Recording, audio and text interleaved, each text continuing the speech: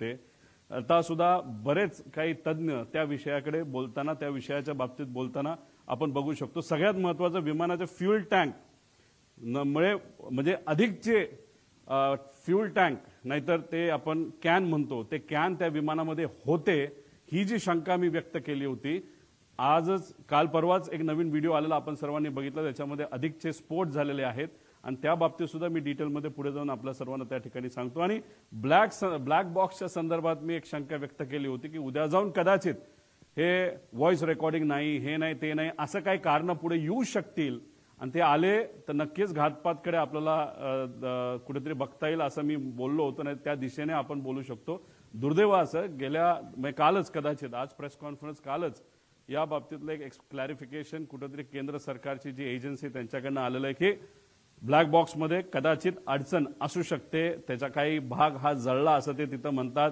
काही एक्सपर्टला आम्ही बोलू का, आम्ही ब्लॅक बॉक्स बाहेर पाठवू, असे विषय त्याच्यामध्ये त्या ठिकाणी घेतात। आता फ्यूल टँक जो आहे म्हणजे आता तुम्ही बघा व्हिडिओ,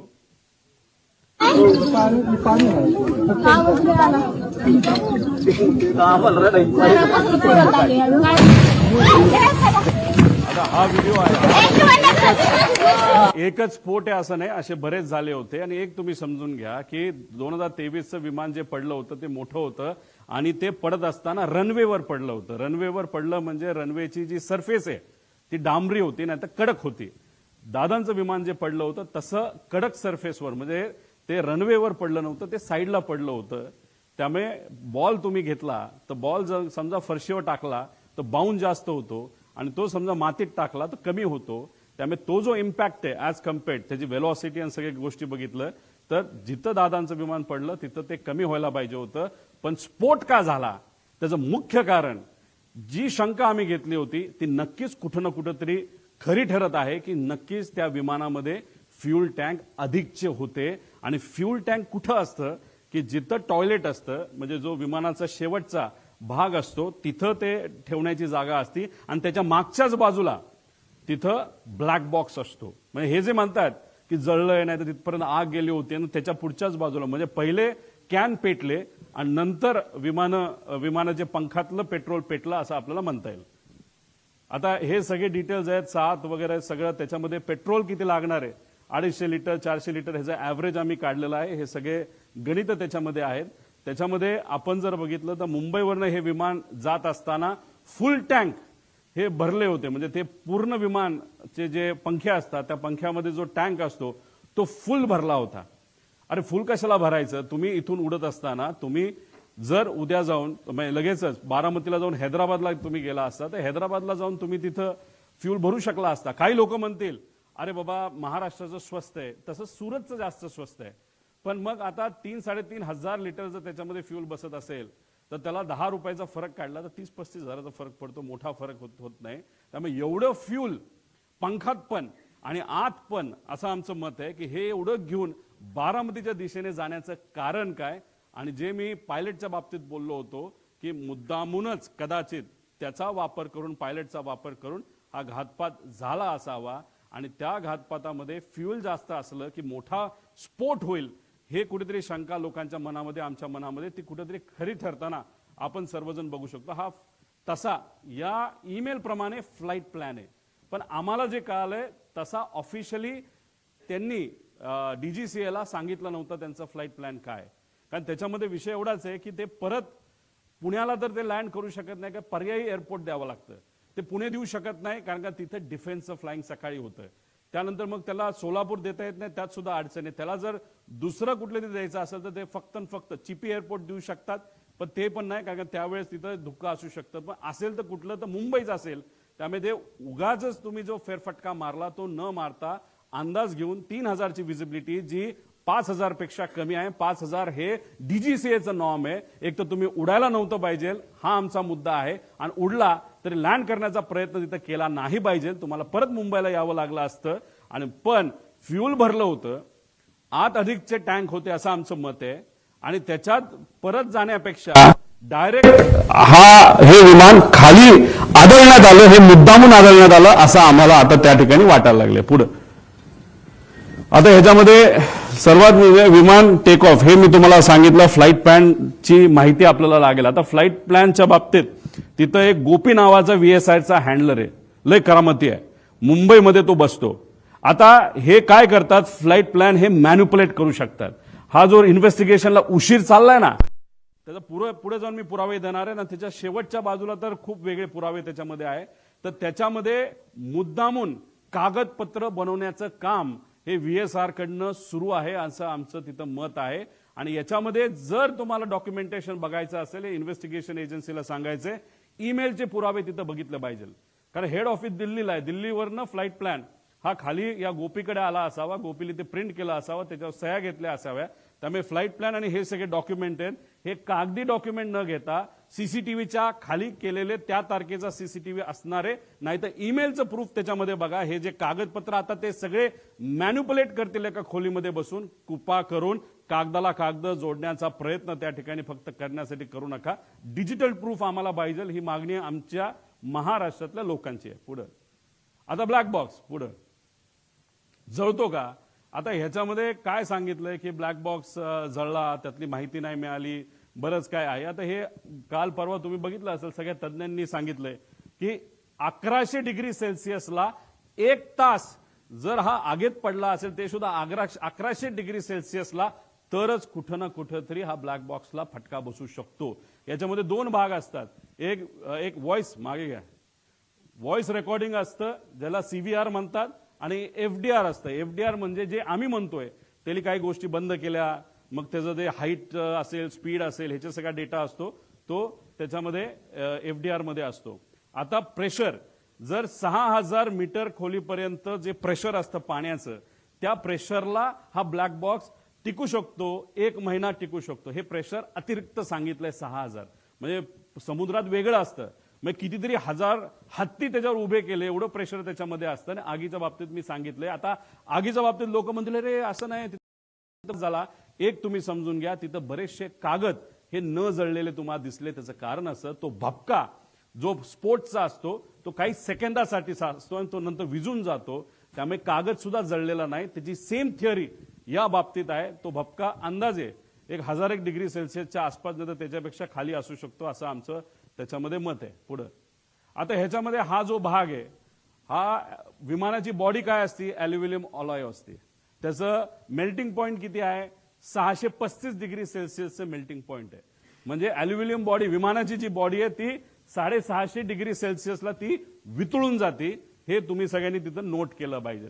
त्याच्यानंतर टायटॅनियम, स्टेनलेस स्टील याचे हे बनलेलं असतं. हा बाहेरचा भाग आहे, हा टायटॅनियम आहे. हा किती डिग्रीला मेल्ट होतो, 1670 डिग्रीला मेल्ट होतो. त्यानंतर हे थर्मल इन्सुलेशन आहे. आणि हा जो भाग आहे हा अल्युमिनियमचा आहे. म्हणजे विमानाची बॉडी ज्याची बनली आहे तो भाग आत असतो आणि त्याच्या आत हा ब्लॅक बॉक्स असतो. त्यामुळे हे जे काय सांगतात ना की हे घडलं असेल, ते घडलं असेल आणि ते जळलं, ती माहिती हे मॅन्युप्युलेशन आहे, असं आमचं ठाम त्याच्यामध्ये त्या ठिकाणी मत आहे. पुढं आता हे कुठं होता ब्लॅक बॉक्स, हा इथं होता. आता या ब्लॅक बॉक्स म्हणजे विमानाच्या त्या बाजूला हा ब्लॅक बॉक्स जर इथं होता तर बॉडी कुठं जळली आहे. इथं केबल सुद्धा आहेत, पुढे केबल पण आहेत, त्या सगळ्या कॉपरच्या केबल आहेत. कॉपरचा मेल्टिंग पॉईंट अजून कमी असतो, त्या सुद्धा तिथं मेल्ट झालेला नाहीत. म्हणजे उगाच कालचं आज आमचं प्रेझेंटेशन आहे म्हणून काहीतरी द्यायचं, म्हणून काहीतरी माहिती काल दिली, असं आमचं त्याच्यामध्ये मत आहे. पुढं हे सगळे उदाहरणं आहेत. ह्याच्यामध्ये हे कुठलं तरी एमिरेट्सचं दिसतंय, एअर इंडिया दिसतंय, हे बँकॉकचं दिसतंय. ह्याच्यामध्ये सगळ्यात मध्ये सेम इंटेन्सिटी, सेम आग, सेम टेम्परेचर सगळं असताना ब्लॅक बॉक्स पूर्णपणे त्याच्यामध्ये मिळालेला आहे. पुढं आता बघा इथं केबल आहे, केबल सगळ्या तुम्हाला दिसतील. अजून तुम्ही व्हिडिओ बघितला तर केबल तशाच्या तशा तुम्हाला दिसतील. हे सगळं आहे. ब्लॅक बॉक्स असेल अजितदादांचा विमानाचा, आणि इथं सगळ्या केबल आहेत. आणि त्याच्या पुढच्या भागाला तिथं काय ठेवलं असेल तर 2 कॅन ठेवले असतील, असं आमचं मत आहे. ते शोधण्याची जरूरत आहे. 90 कोटी रुपये खर्च करून युनियन मिनिस्टर राम मोहन नायडू साहेबांनी काही महिन्यांपूर्वी एक लॅब इनॉग्रेट केली. आता एवढी हाय फंडू लॅब तुमच्याकडे असेल तर तुम्हाला बाहेर पाठवण्याचं काय कारण. बरं ठीक आहे, तुम्ही बाहेर पाठवत नाही तर ते या लॅबमध्ये इथंच भारतामध्ये बसून तुम्हाला माहिती काढता येत नाही का. ठीक आहे, टेक्निकल एजन्सीची मदत घ्या असं आम्ही सांगितलं होतं. तुम्ही सुद्धा आता म्हणताय की नाही आता आम्ही टेक्निकल एजन्सी फक्त टेक्निकल गोष्टीसाठी बाहेरच्या एजन्सीची मदत घेऊ, ते सुद्धा कॅनडाचं. त्या कंपनीचं नाव मी पुढे सांगतो. पुढे आता ह्याच्यामध्ये अजून एक माहिती आहे. इन्शुरन्स हा विमानाची किंमत किती आज, ते विमान जे होतं, जे आज असतं, तर त्याची ऍक्च्युअल किंमत 35 कोटीला ते घेतलं होतं.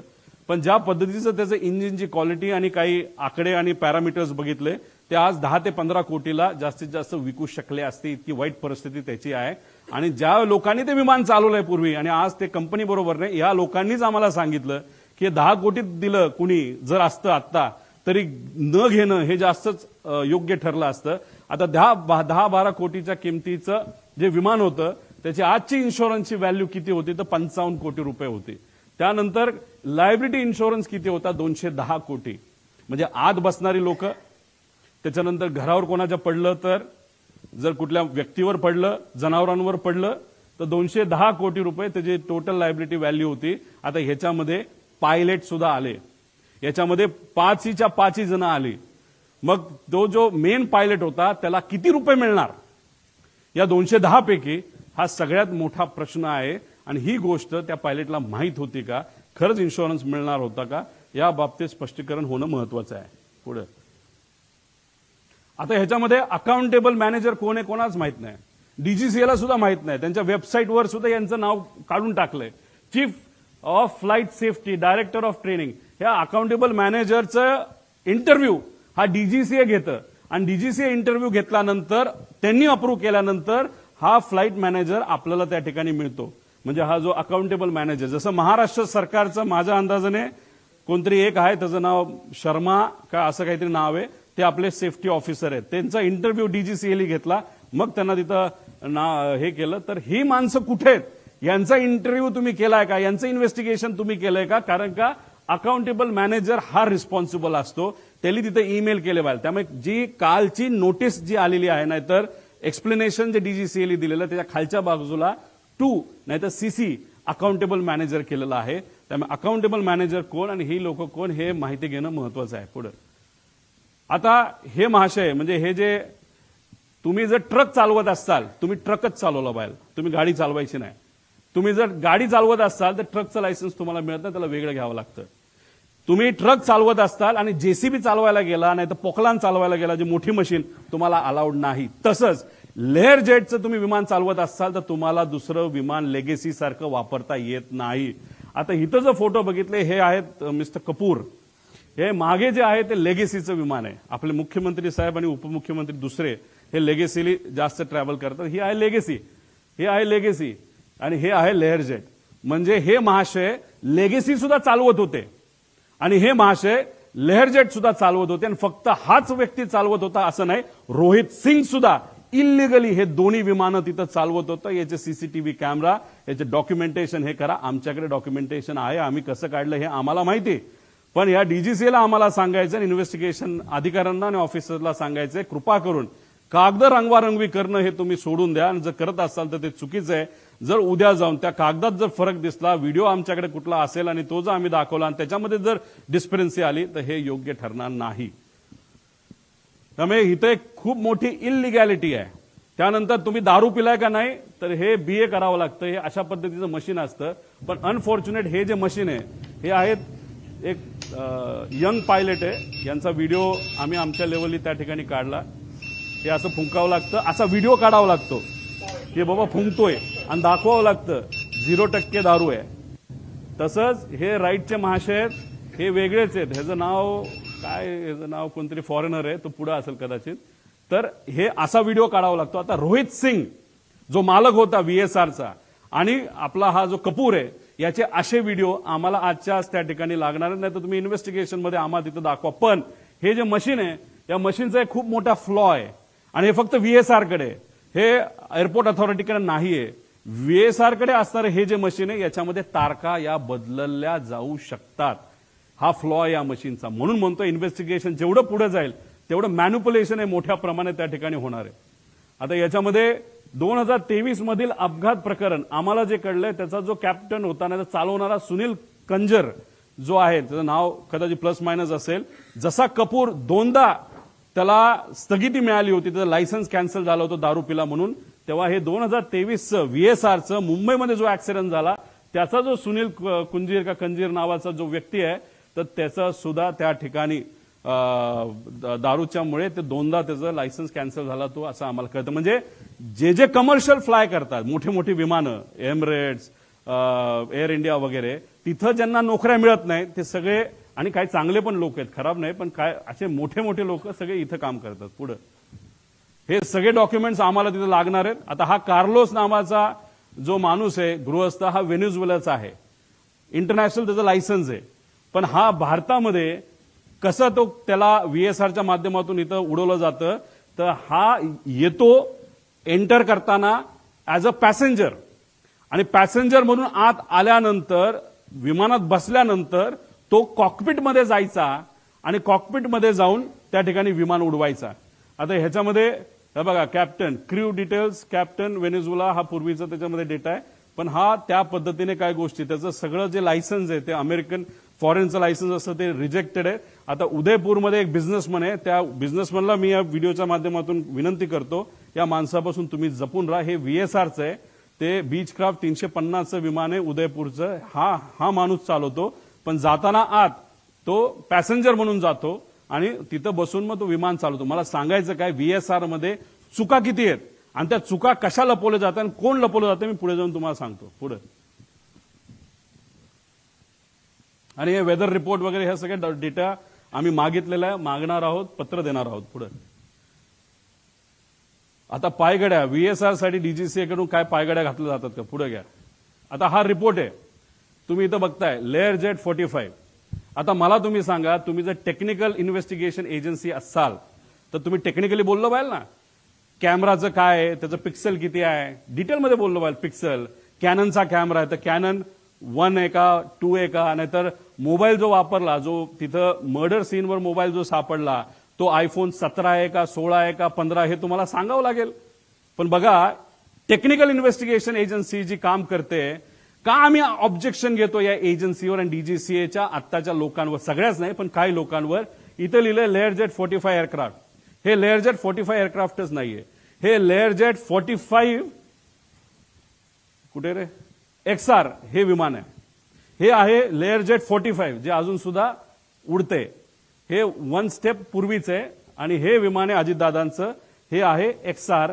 हे अमेरिकेतून बाय केलं होतं. पुढे मी तुम्हाला डिटेल्स देतो. म्हणजे एजन्सी कालचा रिपोर्ट तुम्ही वाचून बघा डीजीसीएचा त्याच्यामध्ये सुद्धा त्यांनी लेअर जेट 45 दिलंय.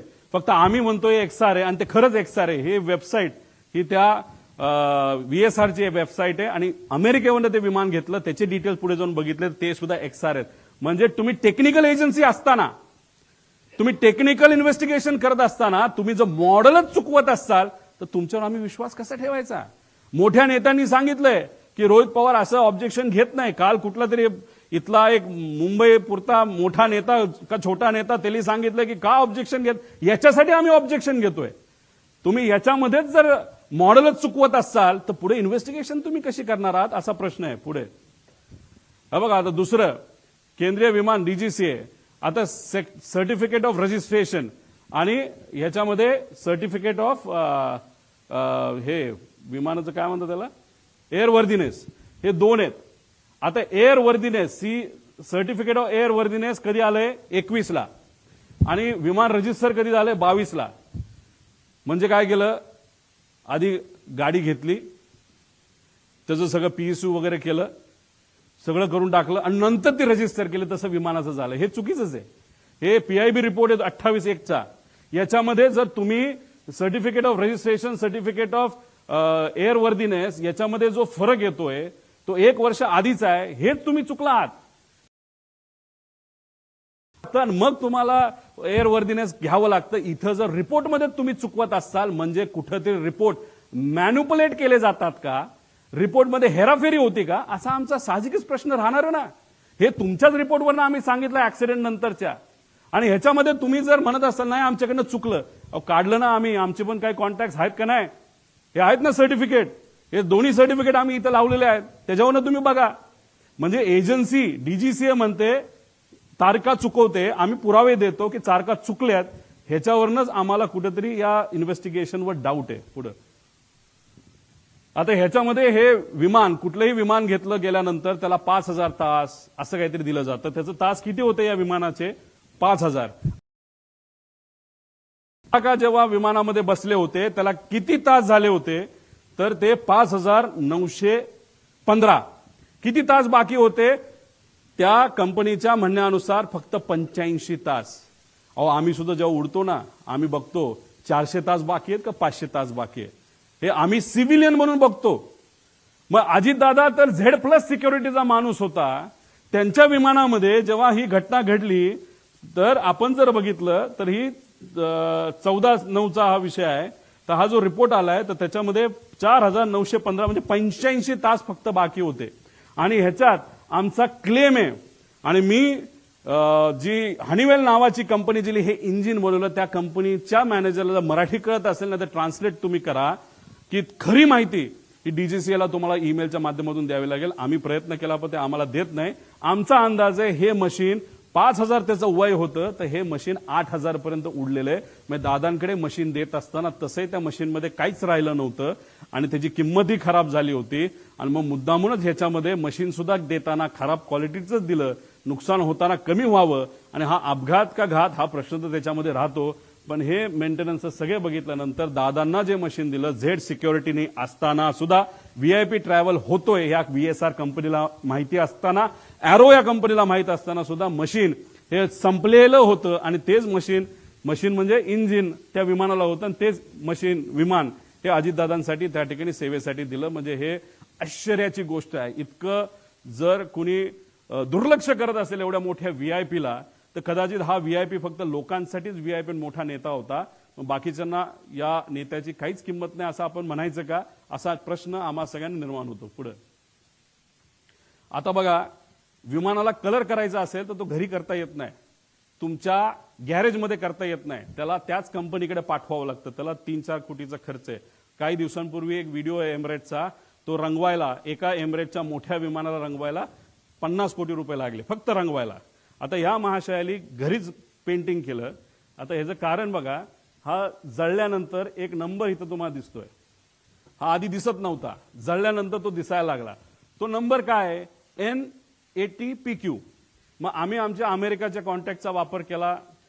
तिथं जे कुठले आमच्या ओळखीचे कॅनडाचे लोक आहेत त्यांच्याकडे आम्ही बघितल्यानंतर हे काय आहे N80PQ? हे आहे US रजिस्ट्रेशन. हे आहेत त्यांची वेगवेगळे मालक, 5 मालक झालीत. त्याच्यामध्ये काय फायनान्स कंपन्यात काय आहेत, म्हणजे एखादी मारुतीची गाडी नाही तर कुठलीही गाडी घेत असताना आपण बघतो फर्स्ट ओनर आहे का सेकंड ओनर आहे. इथं 4-5 ओनर होते. म्हणजे एवढं जुनं मशीन, ह्याची किंमत 15 कोटीच्या पुढे त्या ठिकाणी नाहीये. तर ही माहिती घेतल्यानंतर हे अमेरिकेवरनं विमान आणलं होतं पुढे. आता हे बघा, कुठलंही विमान हे जेव्हा तुम्ही भारताच्या बाहेरून आणता ही एक लिस्ट असते. त्याला आपण म्हणतो STC, सप्लिमेंटेड टाईप सर्टिफिकेट.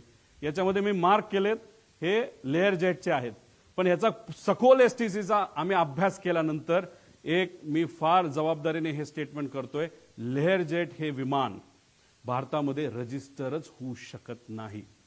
हे स्ट्रेट फॉरवर्डली तुम्हाला सांगतो. हे इलिगली रजिस्टर झालेत DGCAच्या काही अधिकाऱ्यांचा उपयोग करून, नाही तर वापर करून, नाही तर ज्या गोष्टी ज्या द्यायच्या होत्या त्या देऊन. आणि स्वस्तातलं विमान हे VIP साठी मुद्दामून वापरलं गेलं का? त्यामुळे VSR कंपनी का बंद झाली पाहिजे? त्यात इन्व्हेस्टिगेशन करत असताना फक्त त्या DGCAच्याच लोकांना घेऊन का नाही केलं पाहिजे? भारताच्या बाहेरची का चांगली इन्व्हेस्टिगेशन एजन्सी आणली पाहिजे?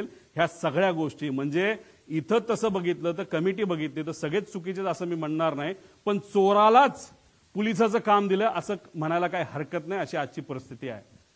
पुढे आता ह्याच्यामध्ये CVR फार चर्चेत आहे. CVR हे आहे ज्या दादांचं ऍक्सिडेंट झालेलं विमान. इथं तुम्ही बघितलं तर तो CVR जो त्याच्यामध्ये बसवलेला आहे, अमेरिकेचं हे मशीन आहे, त्या CVR मध्ये किती मिनिटं रजिस्टर होऊ शकतात आवाज? फक्त 30 मिनिटं. आणि DGCAचं सिव्हिल एव्हिएशन रिक्वायरमेंट काय म्हणतात? 2 तास. जर मशीनमध्ये विमानात 30 मिनिटं होतं आणि DGCAचं रूल बुक म्हणतं 2 तास, मग हे विमान कसं रजिस्टर भारतामध्ये झालं असा आमचा प्रश्न आहे. साहजिकच आहे. काही लोक म्हणतील 30 मिनिटं, आता आपल्याला गोंधळ करता येईल. अजिबात नाही.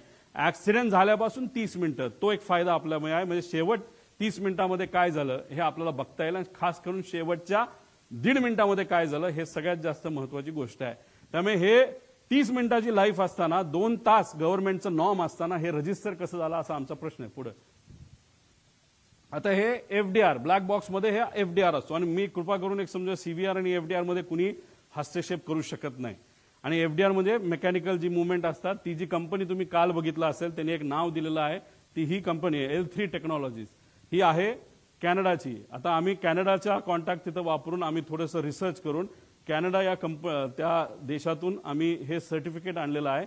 या सर्टिफिकेटमध्ये हे जो एफडीआर आहे ते एफडीआर बद्दल त्याचा महत्व आहे आणि ती कंपनी कुठली हे मी तुम्हाला दिलेलं आहे. म्हणजे डॉक्युमेंट्स जसे DGCA कडे तसं आपण प्रेमाने आणि आपला माणूस जवळचा गेला या दृष्टिकोनातून जर धडपड केली तर आपल्याला बरीच माहिती मिळते. आणि शुभचिंतक खूप आहेत, कारण का दादा एक फार मोठा नेता होता, त्यामुळे माहिती ही बऱ्यापैकी आता आमच्याकडे यायला लागलेली आहे. त्यामुळे विनंती या एजन्सीला आहे की तुम्ही सुद्धा चांगल्या पद्धतीने इन्व्हेस्टिगेशन करावं. त्यामुळे ही L3 टेक्नॉलॉजीज नावाची कंपनी आहे. पण आमचं मत आहे की लेअर जेट हे रजिस्टर करू शकत नाही, बेकायदेशीरपणे हे रजिस्टर झालंय. पुढे आता ह्याच्यामध्ये सप्लिमेंटल टाईप जे हे आहे सर्टिफिकेट, आता ह्यात रिव्हॅलिडेशन वगैरे जे आहे FFA STC for Indian operations VSR आणि DGCA हे सगळ्या गोष्टी आता ह्याच्यामध्ये सांगितलं की DGCA आणि VSR मध्ये फार जवळचे संबंध होते. ते संबंध कसे होते मी पुढे सांगतो. पुढे आता ह्याच्यामध्ये आपण बघितलं की ह्यात ऑर्डर काढली, ही इन्व्हेस्टिगेशनची ऑर्डर आहे. आता ही कधीची आहे, तारीख आहे 2/2 म्हणजे अपघात झाल्यानंतर 4 दिवसाली. का मोठा नेता नव्हता का त्याच दिवशी काढायला? काय झालं होतं का दुसऱ्या दिवशी?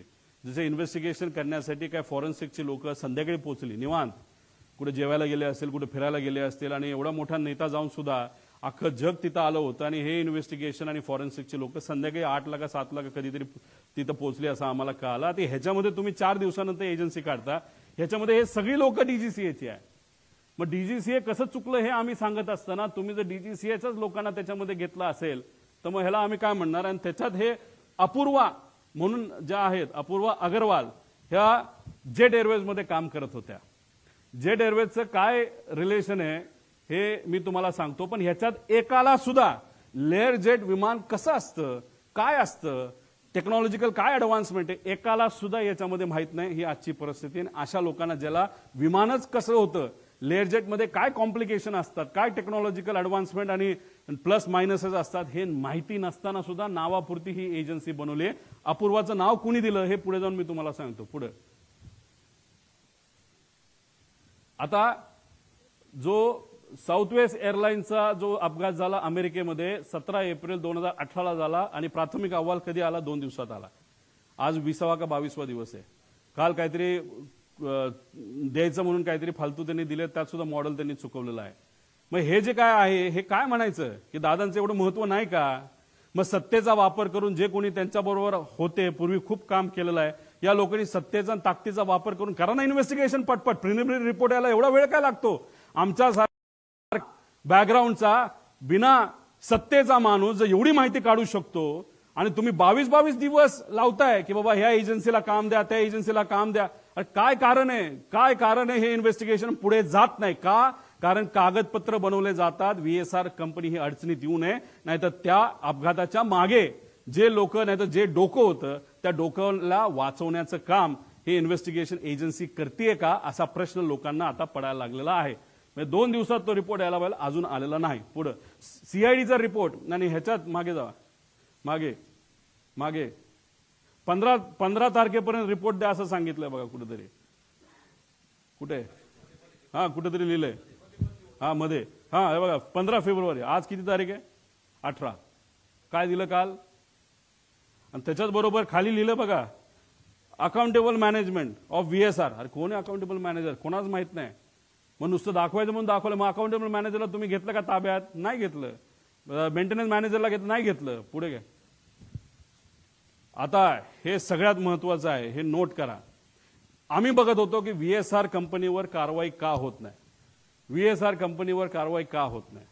ह्याच्या खोलात गेल्यानंतर आम्हाला कळालं की रोहित सिंग नावाचा जो VK सिंगचा मुलगा आहे, भारी भारी गाड्या आहेत त्याकडे, गाड्या घ्यायला काही हरकत नाही. 5 स्पोर्ट्स कार आहेत. एका गाडीची किंमत 7 कोटी असेल, 35 कोटीच्या गाड्या आहेत त्याच्यात. मुंबईचं त्यांचं जे डेलचं जे गेस्ट हाऊस आहे त्याच्या खाली 1-2 गाड्या लावल्यात, बाकी कुठे ते आम्हाला माहित नाही. या रोहित सिंगचं लग्न होतं 1.5-2 वर्षापूर्वी मॅरियट जयपूरला, राजस्थानमध्ये. तिथं कोण कोण गेलं होतं? कोणाकडे फोटो? आमच्याकडे काही लोकांकडे फोटो ते माझ्यापर्यंत आले नाहीत, पण येतील. पण ते मी वापरणार नाही, कारण कधी कधी आपण लग्नाला जात असतो. आमचं हे म्हणणं नाही की घातपात करणारे लोक तिथं गेले होते, नाही तर आमचं जे ऑब्जेक्शन ते अजिबात नाही.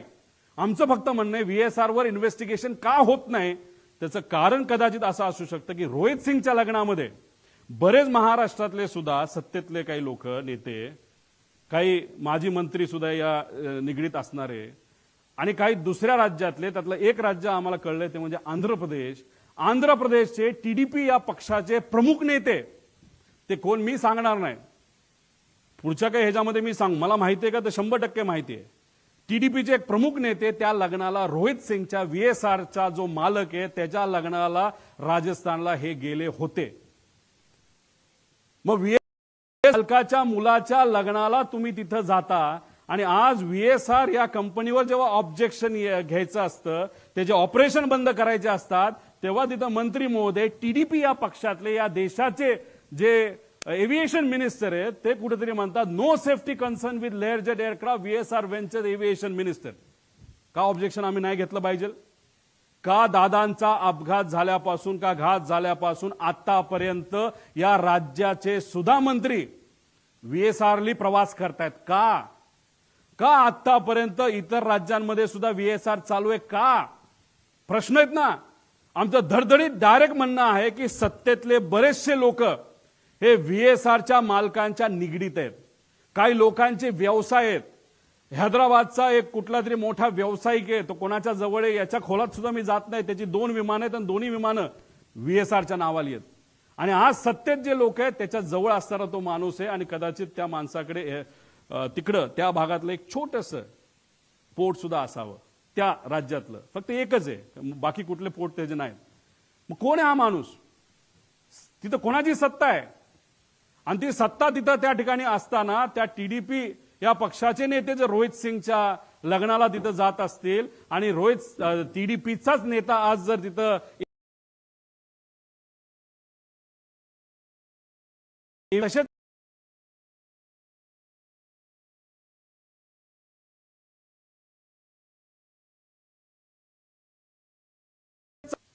आज रोहित सिंग झाल्यानंतर मायामी अमेरिकेमध्ये तो गेलाय. त्यांची दुबईमध्ये सुद्धा कंपनी आहे, अमेरिकेमध्ये सुद्धा कंपनी आहे. ही सगळी विमानं टप्प्याटप्प्याने हे दुबईच्या आणि अमेरिकेच्या कंपनीमध्ये ट्रान्सफर केली जातील.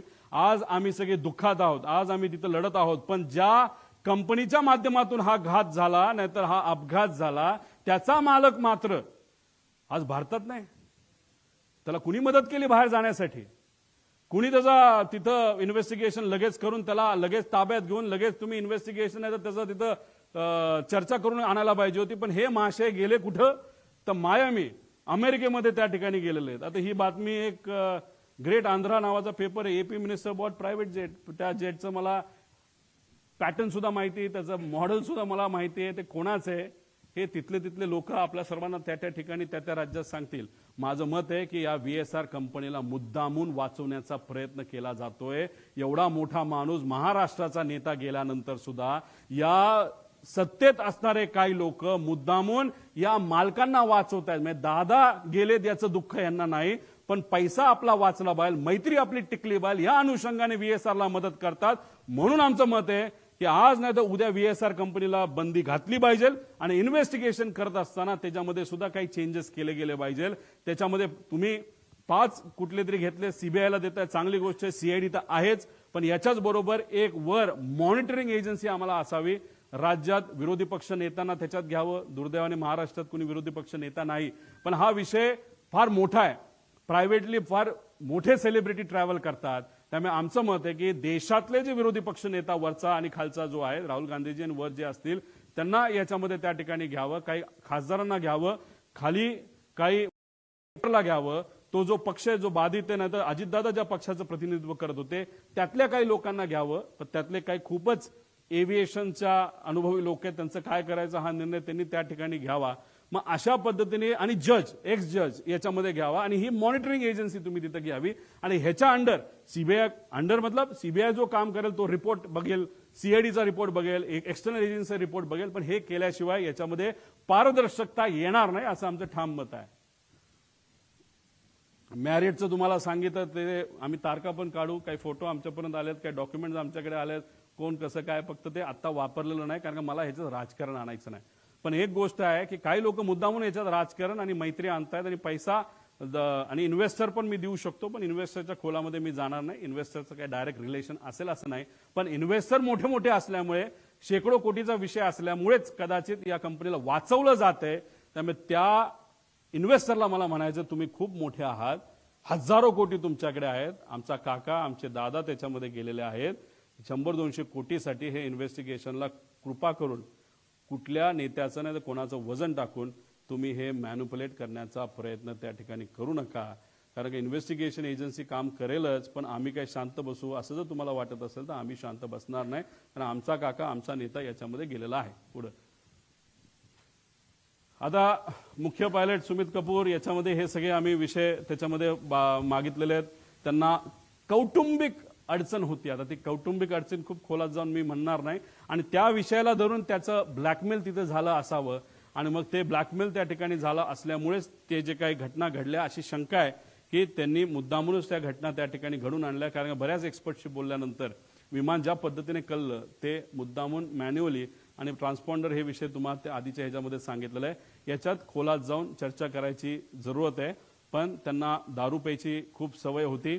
जेटमध्ये असताना त्यांचा पगार 10 ते 12 लाख होता, पण आता या कंपनीमध्ये आल्यानंतर कारण त्यांचं लायसन्स बंद झालं होतं, ते 3 वर्ष बंद होतं. कोविडच्या काळामध्ये त्यांना काम मिळालं नाही. 5 वर्ष ते बिना पैशाचे होते, नाही पगाराचे होते. आणि त्यानंतर लेअर जेटमध्येच त्यांना संधी का दिली? कारण लेअर जेट बघतच नाही काय की कोण कसला आहे, काय कोणाला काय अनुभव आहे, कोण कुठं दारू पिला होता का काय वेगळं केलं होतं. आणि लेअर जेटमध्ये आल्यानंतर त्यांचा पगार 12 लाखावरनं 3.5 लाखावर आला आणि त्यात 25,000 रुपये का 20,000 रुपये प्रत्येक एका विमानाच्या फेरीला त्या ठिकाणी ते वापरायचे. असे जर 10 फेऱ्या केल्या तर 2.5 लाख आणि 3, 3.5 म्हणजे 6 लाखाचा पगार त्याच्यामध्ये होता. 5 वर्ष पगार नसल्यामुळे आणि हा पगार मोठ्या प्रमाणात कमी झाल्यामुळे आणि मोठे मोठे विस्कीचे ब्रँड त्यांना प्यायला त्या ठिकाणी लागायचा, त्याचा खर्च जास्त असल्यामुळे आणि व्यक्तिगत एक कुठला तरी विषय ज्यामुळे ते डिप्रेशनमध्ये होते आणि ह्या सगळ्या गोष्टीचा उपयोग घेऊन त्यांच्यावर प्रेशर टाकून कुणी ब्लॅकमेल करून काय घटना घडली का असं आमचं डाऊट आहे. हे क्लिअर करणं महत्वाचं आहे. पुढे रोहित सिंग शोधा आता ह्या माणसाला कुठे आहे, तो कुठे आहे, कोणाचा मुलगा आहे. मुलगा तर VK सिंगचाच आहे. त्याच्यामध्ये डीजीसीएचे काय रिलेशन आहे, डीजीसीएच्या बद्दल तो काय म्हणायचा, कुछ भी हो मॅनेज होता है, कर सकते हैं, कुछ प्रॉब्लेम नाही. कसं कसं मॅनेज केलं याचे पूर्ण डॉक्युमेंट आहे, पण हे प्रेझेंटेशन मध्ये 2 तास जाईल, या खोलात झालं नाही. माझ्या अंदाजाने हा कुठेतरी मायामी, फ्लोरिडा, युनायटेड स्टेट, म्हणजे आपण तुम्ही पत्रकार आम्ही सर्वजण जमिनीवर आहोत. दादांना काय झालं हे शोधतोय. लोक शोकांतिक आहेत, काय झालं दादांचं हे ते विचार करतात. हे महाशय मायामीला बीच साईडला बसून काय तिथं करतात देवाला डोळे. मग कसं जाऊन दिलं ह्याला तिकडं, का जाऊ शकला, काय याची एन्क्वायरी नाही झाली, असे डाऊट येतात ना. म्हणजे डाऊट क्लिअर करणं महत्वाचं आहे. पुढं आता मला हा प्रश्न पडलेला आहे. हे महाशय आहे समित ठक्कर, खूप खोलात नाही. त्यांनी काय टाकलंय, मी एकदा ट्रॅव्हल केलं होतं. मी मुंबईमध्ये दिल्लीला बोलत असताना तुम्ही बघितलं असेल, मी बोललो की मी आणि माझ्या बरोबर एक सेलिब्रिटी खेळाडू बारामतीला लँड होऊन तिथून मी माझ्या मतदारसंघात गेलो होतो. मी धडधडीत बोललो होतो, पण या महाशयाने मला ट्रोल करण्यासाठी मला ट्रोल करण्यासाठी दुसरं काहीच नाही ना. मग हे तू स्वतः ट्रॅव्हल करत असताना तुला काय कळलं नाही का? आम्हाला थोडी कळणार होतं का? तुझी अपेक्षा होती का, त्या ट्रोलरची अपेक्षा होती की त्यावेळेसच माझा ऍक्सिडेंट त्या ठिकाणी व्हायला पाहिजे होता, मी संपायला पाहिजे होतं, तर क्रिकेटरही संपायला पाहिजे होतं, अशी तुझी अपेक्षा होती का? हे असले थर्ड क्लास पैसे घेऊन काम करणारे ट्रोल हे कोणाचे आहेत याचा मी अभ्यास करायला लागलो. हे आहेत एका फार मोठ्या बीजेपी पक्षातले सगळे प्रमुख नेत्यांचे. ह्याच्यामध्ये देवेंद्र फडणवीस साहेबांना या बाबतीतली माहिती नसावी असं मला तरी त्या ठिकाणी वाटतं. पण देवेंद्र फडणवीस साहेबांना मला सांगायचंय, लोकांना प्रश्न पडायला लागलेला आहे. मी अजितदादांच्या घातपातचा मुद्दा तिथं मांडतोय, पण मला ट्रोल हे बीजेपीचे ट्रोलर का करायला लागलेत? आणि तो सुद्धा हा काही छोटा ट्रोलर नाही, हा फार मोठा ट्रोलर आहे. आणि हा एकदा एखादी ट्विट टाकली नाही तर मेसेज टाकला की हे जे बगल बच्चे जे आहेत पैसे घेऊन काम करणारे हे सुद्धा त्या ठिकाणी रिट्वीट करतात आणि रिट्वीट माहिती करतात. आणि अजून एक मी आत्मविश्वासाने सांगतो, आणि काही लोकांकडे ते पुरावे आहेत, ह्याच माणसाली 2 दिवस आधी 28 तारखेच्या 2 दिवस म्हणजे ऍक्सिडेंट होती आणि ती 7.5 मिनिटांनंतर त्यांनी डिलीट केली आणि त्या ट्विटमध्ये दिलं होतं पुढच्या 2 दिवसामध्ये एक अशी घटना घडणार आहे त्याच्यामध्ये महाराष्ट्राच्या राजकारणामध्ये खूप मोठा भूकंप येऊ शकतो, असं काहीतरी त्या महाशयाला लिहिलं होतं. ह्याच्याबद्दलचे पुरावे आमच्याकडे आहेत, आम्ही ते घेतोय. पण हा कोण आहे हा? आणि हे जे आहेत ना सगळे हे ट्रोल करणारे, हे सगळे कोण आहे? कुठलं आहे? अहिल्यानगर, हे सगळे बीजेपीचे ट्रोलर्स आहेत सगळे. त्यांचे ते पेजेस काढतात, पैसे देऊन काम करणारे लोक आहेत सगळे. आता हिथं तर मी काय बोललो आणि देवेंद्र फडणवीस साहेब काय बोलले. साहेब, देवेंद्र फडणवीस साहेब, याच्यामुळे आता लोकांना वेगळी शंका त्याच्यामध्ये यायला लागली. रोहित पवार भावनेच्या भरामध्ये मुद्दे मांडतोय, टेक्निकल मुद्दे, अराजकीय बोलतोय, पण भाजप मला ट्रोल करते. मग ट्रोल करायचं कारण काय, असा प्रश्न आता लोकांना त्याच्यामध्ये पडायला लागलेला आहे. त्यामुळे तुम्ही तुमच्या होम मिनिस्ट्रीचा वापर करून आता या ठक्करला तर आम्ही काय सोडणार नाही. समित का कोण आहे त्याची माहिती आम्ही काढल्याशिवाय राहणार नाही. पण असे जे ट्रोल आहेत हे आज मला ट्रोल का करतायत, एक परसेप्शन करण्याचा प्रयत्न करतायत की मला वेळ लागलाय.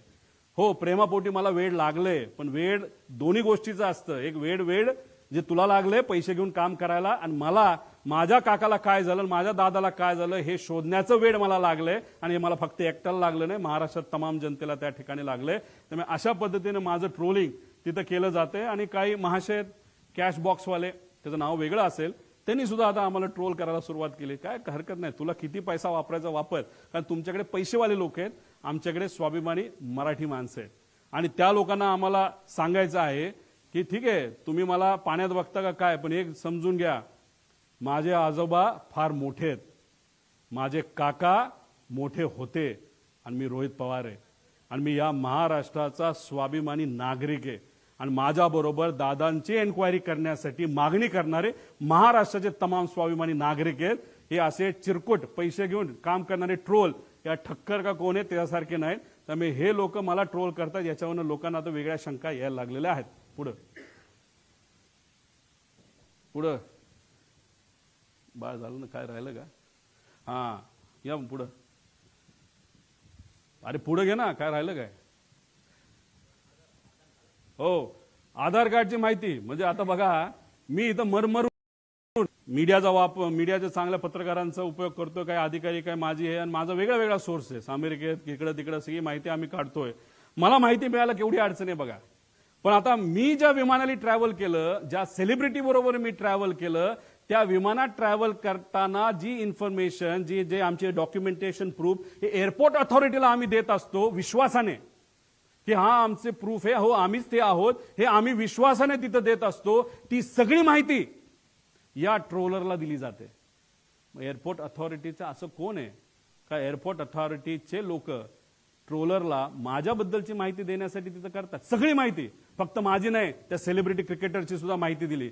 अरे लाजबीज वाटते का नाही? मग आम्ही कष्ट करून माहिती काढतो आणि या ट्रोलरला फुकटात माहिती तिथं जर मिळत असेल तर याच्या मागे वेगळी अजून शक्ती आहे का, असा सुद्धा प्रश्न इथं निर्माण झाल्याशिवाय राहत नाही. आणि मग हे एअरपोर्ट अथॉरिटी असू शकतं, VSR असू शकतं, काय म्हणजे आम्ही इथं वेगळी इन्फॉर्मेशन मागतोय आणि आमच्या ट्रोलरला कुणीतरी ऑथेंटिक आणि सिक्रेट इन्फॉर्मेशन हे ट्रोलरला, ते सुद्धा भाजपच्या ट्रोलरला दिली जाते. याच्यावरून शंका 100% आता आमच्या मनामध्ये त्या ठिकाणी निर्माण व्हायला लागली. पुढे आता हु इज श्वेता सिंग, याचा थोडासा अभ्यास करावा. थोडक्यात तुम्हाला सांगतो, या आपल्या महाराष्ट्राच्या सुनबाई होत्या, आता नाही आहेत, त्या DGCA मध्ये काम करतात. फार मोठ्या फॅमिलीमध्ये त्यांचं लग्न झालं होतं. आणि आज जो सत्तेत पक्ष आहे मोठा, त्याच्या निगडीत असणारी हे कुटुंब होतं. त्या कुटुंबामध्ये फार भावनिक गोष्ट झाली, ती कधीच आपण विचार करू शकत नाही, याचा अंदाज तुम्हाला आहे. आणि ह्या आज त्या DGCA मध्ये बसून त्यांच्या कॉन्टॅक्टचा वापर करून हे फार मोठ्या प्रमाणात तिथे एक रॅकेट चालवतात. आणि त्या ज्या मगाच्या अपूर्वाचं नाव घेतलं त्या एअर इंडिया आपलं जेटमध्ये होत्या, या सुद्धा जेटमध्ये होत्या, आणि ह्यांनीच त्यांना त्या समितीमध्ये टाकलंय असं आमचं मत आहे. यांचा रिसर्च, तुम्ही जर रिसर्चवाले पत्रकार असाल तर त्या करा, पण आमच्या या इन्व्हेस्टिगेशनमध्ये, नाही हे इन्व्हेस्टिगेशन चालू असताना श्वेता सिंगला तिथं ठेवू नका अशी आमची जाब मागणी आहे. कारण या वेल कनेक्टेड आहेत आणि ह्यांचा संपर्क फार वरच्या लेवलला पोहोचलेला आहे. त्यामुळे या व्यक्तीला त्या DGCA मध्ये न ठेवणं हे महत्वाचे. आणि चौकशी समितीबद्दल मी तुम्हाला काय गोष्टी सांगितलं. आणि सीबीआयची चौकशी केली जाते, CID आहे, पण CIDचा रिपोर्ट कुठे आहे? CID आतापर्यंत काय केलं, कुठला CCTV घेतला, हे रिपोर्ट येणं महत्वाचं आहे. सांगा ना तुम्ही लोकांना, पब्लिकला येऊन आतापर्यंत आम्ही हे केलं ते केलं, आणि त्या पद्धतीने माहिती लोकांपर्यंत यायला काय हरकत आहे? सीबीआयची मागणी करत असतील तर त्याचा अर्थ दिल्लीकडे त्यांनी त्या ठिकाणी बघितलं असावं. दिल्ली आता सीबीआय आणि बाकी एजन्सीला घेतलं तर हे होऊ शकतं. आता ह्याच्यामध्ये बाकी आहेत. आता भारताकडे सरकारी विमान आहे 2004चं, हे 10चं होतं पडलेलं, 4चं सायटेशन XLS. आता हे विमान असून बंद पडले, वापरत नाहीत. आणि याचे 2 जे पायलट आहेत ते नुसते निवांत बसून असतात. आणि अजितदादांच्या बुकिंगमध्ये जो ग्रुप मी तुम्हाला सांगितलं ॲरोचा, त्याच्यामध्ये सुद्धा हे पायलट आहेत, सरकारी पायलट आहेत पगारावर, हे सुद्धा त्या ग्रुपवर आहेत. पूर्वी एक पायलट होते, ते रिटायर झालेत, त्यांचं नाव मला आठवत नाही, काय रे नाव काय असेल, ते स्वतः कर्वे म्हणून होते, स्वतः तिथं जायचे. समजा CM चाललेत, DCM चाललेत, मंत्री चाललेत, कर्वे साहेब स्वतः जायचे, सगळं चेक तिथं करायचे. पण हे महाशय नुसते ग्रुपमध्ये दोघं पदं घेतलीत, मोठा पगार त्यांना चालू आहे, पण एकदा सुद्धा ते साईटवर त्या ठिकाणी जात नाही चेक करायला की विमान नीट आहे का नाही. तर हे कोण अधिकारी 2, ते शर्मा आणि अजून कोणतरी जे महाराष्ट्र सरकारमध्ये काम करतात, त्यांची माहिती काढणं त्या ठिकाणी महत्वाचं आहे असं आमचं मत आहे. आणि ॲरो नावाची कंपनी ज्याली त्या पवार जो होता त्याला जे सांगितलं होतं वेदर इज ऑल ओके, त्याचं तुम्ही केलं काय? ॲरो कंपनीचा विमानाचा धंदा चालू आहे, VSRचा धंदा चालू आहे. मग दादांच्या बाबतीत जे काय सांत्वन, जे काय दुःख आहे, हे फक्त राजकीय भूमिका आहे का? आम्ही इथं हळहळ करतोय, पण बाकी सगळ्या गोष्टी चालू आहेत. मग जे चाललंय ते सुपरफिशियल आहे का, दाखवण्यासाठी आहे का, त्यात राजकारण आहे का, असा प्रश्न आता आम्हाला निर्माण व्हायला लागलाय. आणि आम्ही जर हे मुद्दे घेतले नसते तर इन्व्हेस्टिगेशन कुठल्या दिशेला गेलं असतं? मीडियाने हे मुद्दे घेतले नसते तर इन्व्हेस्टिगेशन भरकटलं असतं. आणि लोकांच्या मनामध्ये एक तीव्र इच्छा आहे की काय झालं हे कळलं पाहिजे. म्हणूनच तुमच्या मदतीने, मीडियाच्या मदतीने आज जे काय चाललंय ते राईट डिरेक्शनला चाललंय. आणि जे चुकतायत त्यांना कुठेतरी कान तुम्ही सर्वजण, आपण सर्वजण धरतोय असं आपल्याला म्हणावं लागेल. आणि हे जे मी बोललो लग्न हे ते जे काय आहे, तर ते जे केंद्रीय मंत्री आहेत जे एव्हिएशनचे, आतापर्यंत तुमच्याकडनं प्रायमरी रिपोर्ट तिथं आला नाही. आणि रोहित सिंगच्या लग्नामध्ये तुमचेच जर प्रमुख नेते रोहित सिंग जो VSRचा मालक आहे त्याच्या लग्नाला 1.5-2 वर्षापूर्वी जात असतील, तर मग आम्ही कशी अपेक्षा करू की तुम्ही ट्रान्सपरंटली ह्याच्यामध्ये इन्व्हेस्टिगेशन कराल? आणि असं जर तुम्ही सरळ सरळ स्टेटमेंट देत असाल की VSR कंपनीची काय चूक नाही, तर मग आमची पहिली मागणी असेल की हे इन्व्हेस्टिगेशन होऊस तर हे जे मंत्री आहेत TDPचे त्यांना वेगळी जबाबदारी द्यावी. पण या जबाबदारीवरनं, म्हणजे या पदावरनं त्यांना त्या ठिकाणी लगेचच्या लगेच काढण्यात यावं अशी आमची त्याच्यामध्ये मागणी आहे. कारण का ह्याच्यामध्ये बरेच काही गोष्टी लिंकिंग त्यांचा असल्यामुळे इन्व्हेस्टिगेशन हे नीट होऊ शकत नाही अशी आमची भूमिका आहे. या मंत्र्यांची ह्याच्यामध्ये चूक आहे, नाही तर कुठे इन्व्हॉल्ड असेल असं आम्ही म्हणत नाही या घातपातात. पण VSRला तुम्ही वाचवत आहात असं कुठंतरी एक चित्र आता या ठिकाणी निर्माण झालेलं आहे. पुढं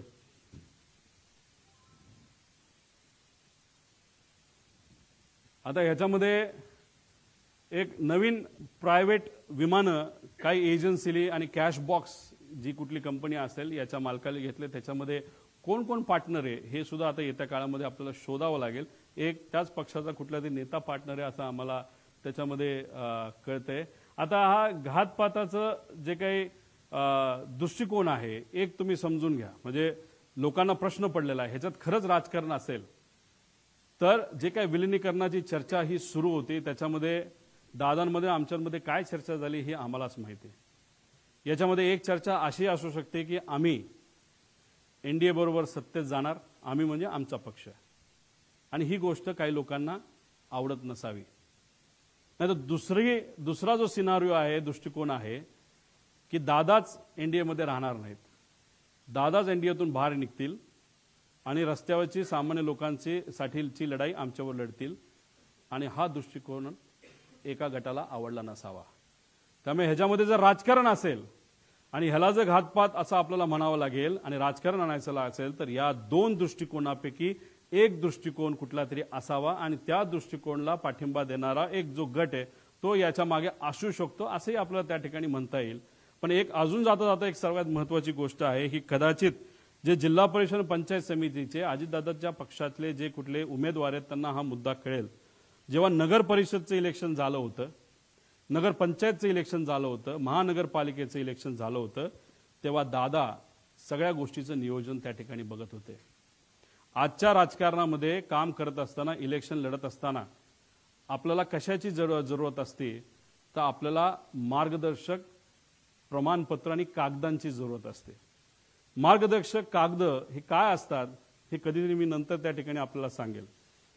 पण एखादं मोठं इलेक्शन असेल तर मार्गदर्शक कागद हे जास्त लागतात, छोटं इलेक्शन असेल तर कमी लागतात. पण दादांचा हा अपघात होण्यापूर्वी सगळं नियोजन हे दादा करायचे. पण त्या कागदांचं, मार्गदर्शक जे कागद आहेत त्याचं डिस्ट्रीब्युशन हे दुसरा कुठला तरी नेता करायचा.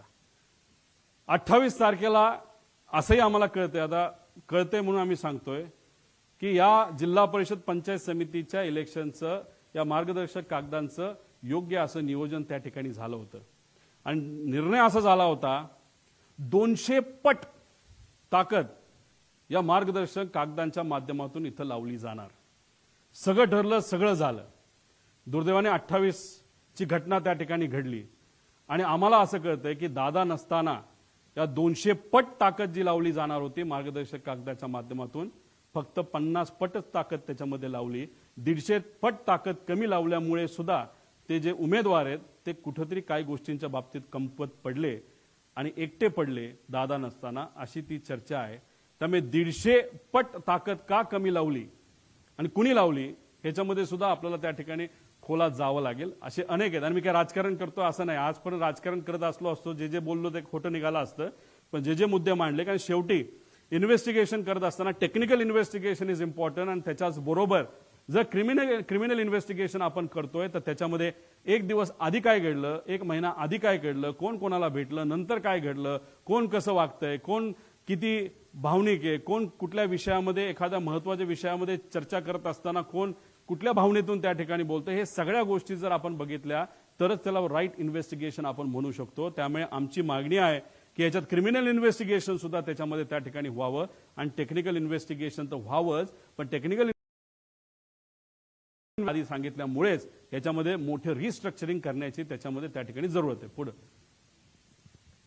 आता याच्यामध्ये काही इतर मागण्या आहेत ज्यांना मी या परिवाराला भेटलो, कपूरच्या परिवाराला मी भेटू शकलो नाही, पण शांभवी पाठक यांच्या परिवाराला मी भेटलो. त्यांची एक व्यक्तिगत मागणी आहे जी सत्तेतले लोकच पूर्ण करू शकतील. कृपा करून त्या पाठक परिवाराला, सत्तेतल्या काही लोकांना थोडा वेळ काढून त्यांना भेटणं महत्वाचं आहे. त्यांची मागणी समजून घेण्यासारखी आहे आणि दिल्ली गव्हर्नमेंटच्या माध्यमातून त्यांची ती मागणी पूर्ण होऊ शकते. म्हणून मी आपल्या माध्यमातून त्या लोकांना जे सत्तेत आहेत त्यांना विनंती करतो.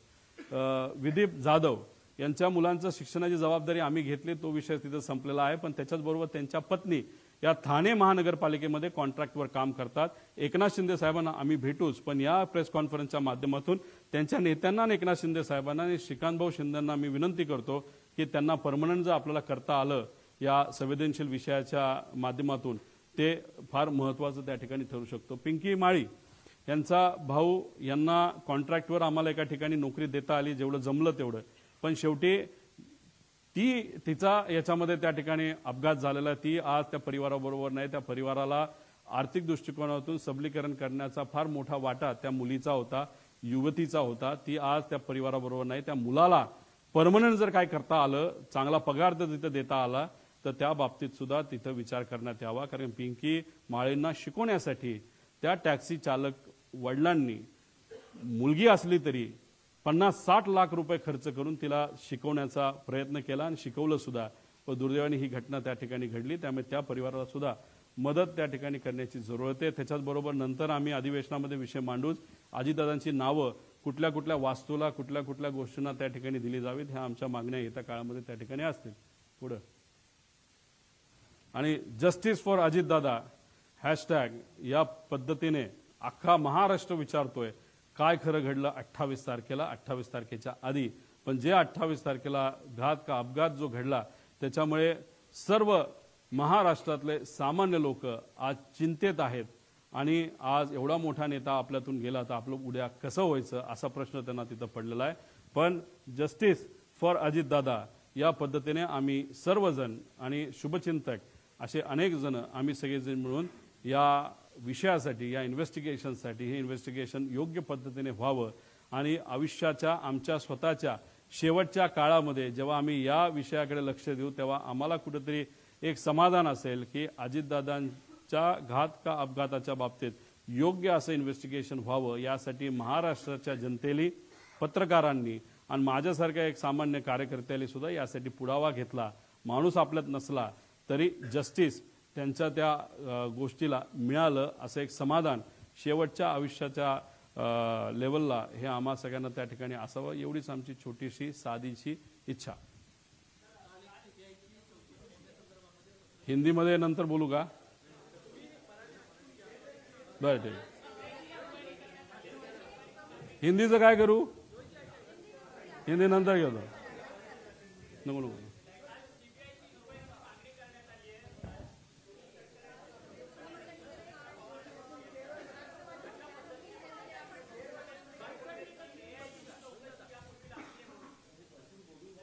हे बघा,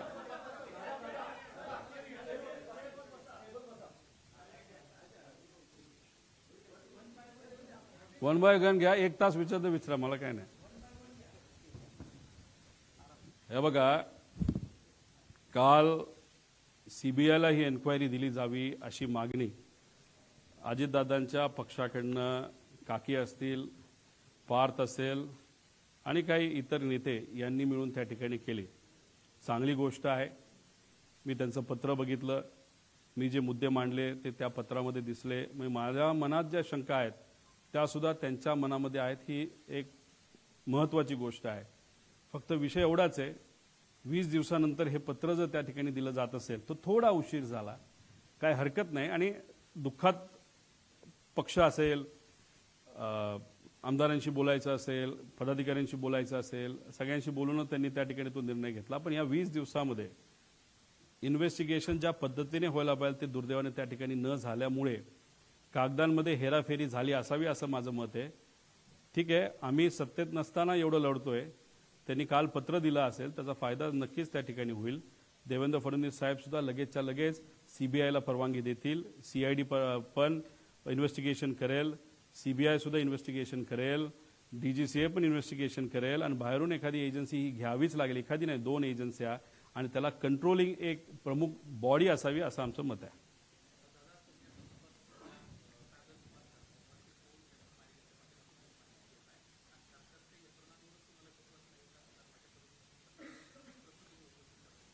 काल ज्या रिपोर्टचा तुम्ही उल्लेख मगाशी केला की तो डीजीसीएकडनं तिथं आला होता, त्याच्या मॉडेल, विमानाच्या मॉडेलमध्ये चूक झाली आहे. त्याच्याच बरोबर विमान रजिस्ट्रेशनमध्ये चूक झालेली आहे. मग त्या एजन्सीकडनं तपास हा योग्य पद्धतीने तो सुद्धा टेक्निकली होईल हे कसं आपण मानू शकतो. त्याच्याच बरोबर ज्या काही गोष्टी आता होत चाललेल्या आहेत, जसं मंत्री जे एव्हिएशनचे मंत्री आहेत त्यांचा नाही तर त्यांच्या पक्षाचं VSR बरोबर मैत्रीचे संबंध त्या ठिकाणी दिसतात. आता तरी मैत्रीच त्या ठिकाणी वाटते. मग अशा पद्धतीने आपल्याला न्याय मिळणार आहे का इन्व्हेस्टिगेशन बद्दल? आणि ज्या पद्धतीने इन्व्हेस्टिगेशन चालली, म्हणजे सीआयडीचा अजूनपर्यंत रिपोर्ट आला नाही, प्रिलिमिनरी रिपोर्ट आतापर्यंत यायला पाहिजे, तो अजूनपर्यंत मिळाला नाही. मग का उशीर लावला जातोय? आणि हे करत असताना मालकच अमेरिकेत जाऊन जर बसत असेल तर शंका घेण्यासारखंच आहे. आणि आम्ही कुठून कशी माहिती काढली? आम्ही पण आमचे सोर्सेस त्या ठिकाणी ठेवलेत. आमच्याकडे पण ज्या माहिती आहेत त्या सुद्धा आम्ही काय आमच्याच घरी नाही तर ऑफिसमध्ये ठेवतो असं नाही, आम्ही 4-5 लोकांकडे त्या ठिकाणी ठेवत असतो. आणि माझ्याबरोबर जी टीम करते त्यांना सुद्धा माहित नाही की आम्ही ते कुठे ठेवत असतो. आणि फक्त ही अर्धवट आतापर्यंत आलेली ही अर्धी माहिती आहे. माझ्याकडे अजून बरीच माहिती आहे जी डिटेलमध्ये आहे.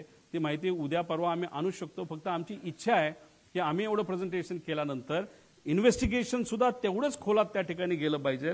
पण आता हे सरकार इन्व्हेस्टिगेशन करते नाही करतं मला माहित नाही, पण लोकांनी आपापल्या लेवलला इन्व्हेस्टिगेशन त्या ठिकाणी सुरू केलेलं आहे. त्याच्याच बरोबर काही तज्ज्ञांनी सुरू केलेलं, मराठी मीडियाली सुद्धा आणि हिंदी मीडियाली सुद्धा याच्यामध्ये खूप मनापासून लक्ष घातलेलं, त्यांचे सुद्धा मी आभार व्यक्त करतो.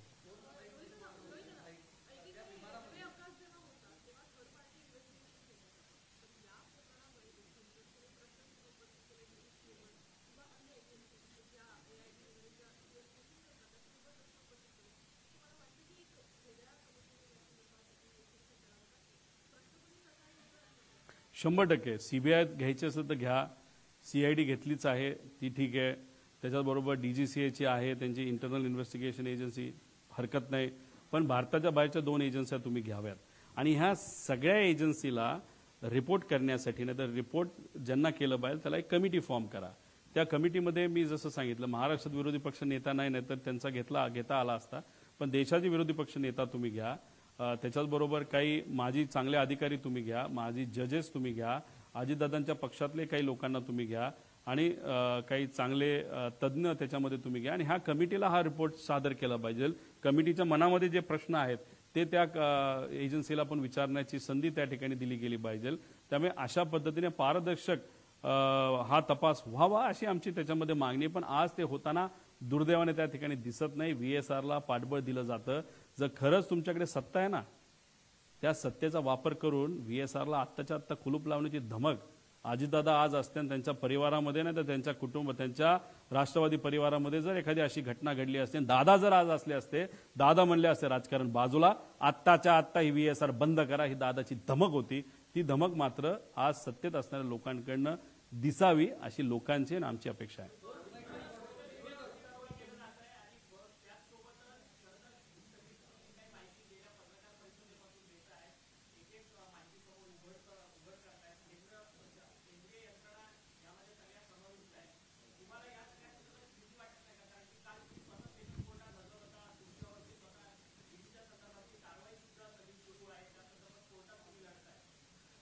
एकतर भीती मला वाटत नाही, पण माझ्या परिवाराला 100% त्या ठिकाणी भीती वाटते.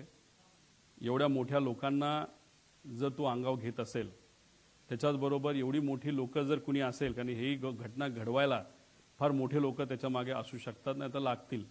आणि मग या लोकांना तू अंगावर घेत असतील तर आम्हाला तुझी काळजी वाटते. हे माझ्या पत्नीली सुद्धा मला बोलून दाखवलंय, माझ्या मुलांनी मला बोलून दाखवलंय, माझ्या आईवडिलांनी आणि माझ्या सासऱ्यांनी आणि सगळ्या जवळच्या लोकांनी ते बोलून दाखवलेलं आहे. पण आपण नाही लढणार तर कोण लढणार? कारण का हा विषय अतिशय भावनिक आहे, महाराष्ट्रासाठी सुद्धा आणि आमच्या परिवारासाठी सुद्धा. जर भीतीपोटी आम्ही थांबलो, शांत बसलो, तर आम्ही मराठी माणसं कशाचे आणि आम्ही पवार कसले? आम्ही लढत आहोत, ठीक आहे, भीती आहे. उद्या जाऊन या बाबतीत काय गोष्टीची दक्षता आम्ही घेतली आहे आणि बघू आमचे कार्यकर्ते सुद्धा त्या बाबतीत काय भूमिका घेत आहेत. उद्या जाऊन आपण बघणार आहोत. काही कार्यकर्त्यांनी इच्छा व्यक्त केलेली आहे की उद्या जाऊन कुठेतरी काही वेगळ्या पद्धतीने आपल्याला काही प्रोटेक्शनच्या बाबतीत करता येईल का, पण तो त्यांचा त्या ठिकाणी विषय आहे.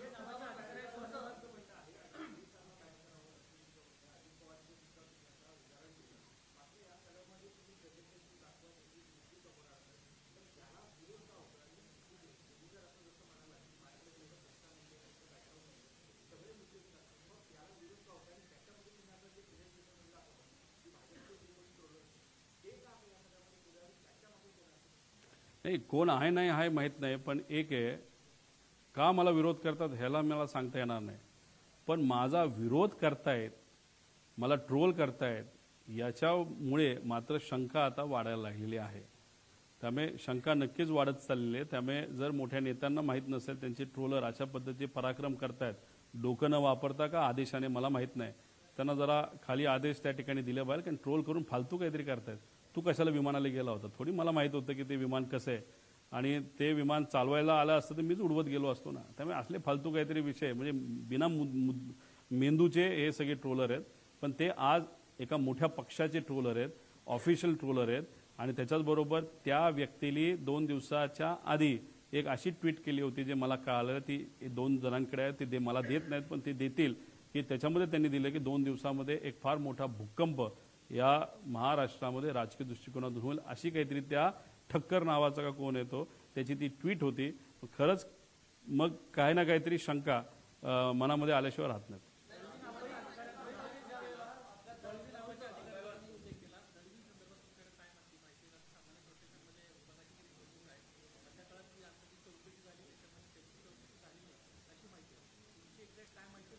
बघा, अकाउंटेबिलिटी ऑफिसर आणि एक सेफ्टी ऑफिसर असतो. दळवी कदाचित अकाउंटेबिलिटी ऑफिसर असतील महाराष्ट्र सरकारचे.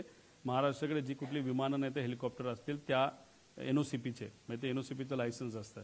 आणि मिश्रा हे सेफ्टी ऑफिसर असतील.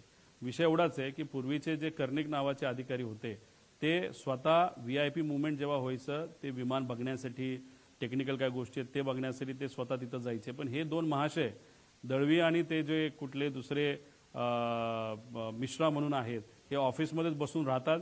तो जो ॲरोचा आणि दुसऱ्या कंपनीचा जो ग्रुप आहे त्या ग्रुपवर हे आहेत आणि त्या ग्रुपवर तो पवार नावाचा जो कोणी हँडलर आहे ॲरोचा, तो जर टाकत असेल की विजिबिलिटी ओके, तर या दोन महाशयांची जबाबदारी होती बाबांनो चेक करायची, ATC ला फोन करायची, अरे VIP ट्रॅव्हल करणारे खरंच विजिबिलिटी आहे का नाही आहे, हे मात्र झोपले राहिले. मग तुम्ही पदावर असाल, तुम्ही सरकारचा या लोकांच्या कष्टाचा टॅक्सचा पैसा घेऊन तुमचं घर चालवत असाल, तर या विषयासाठी तुम्ही सुद्धा जबाबदार आहेत. त्यामुळे त्यांना सुद्धा जबाबदार धरलं पाहिजे, ॲरोला जबाबदार धरलं पाहिजे, VSRला जबाबदार धरलं पाहिजे आणि जे काही सिंग वगैरे हे जे काही नावं मी सांगितलेले त्या सगळ्यांना जबाबदार धरण्याची जरूरत आहे.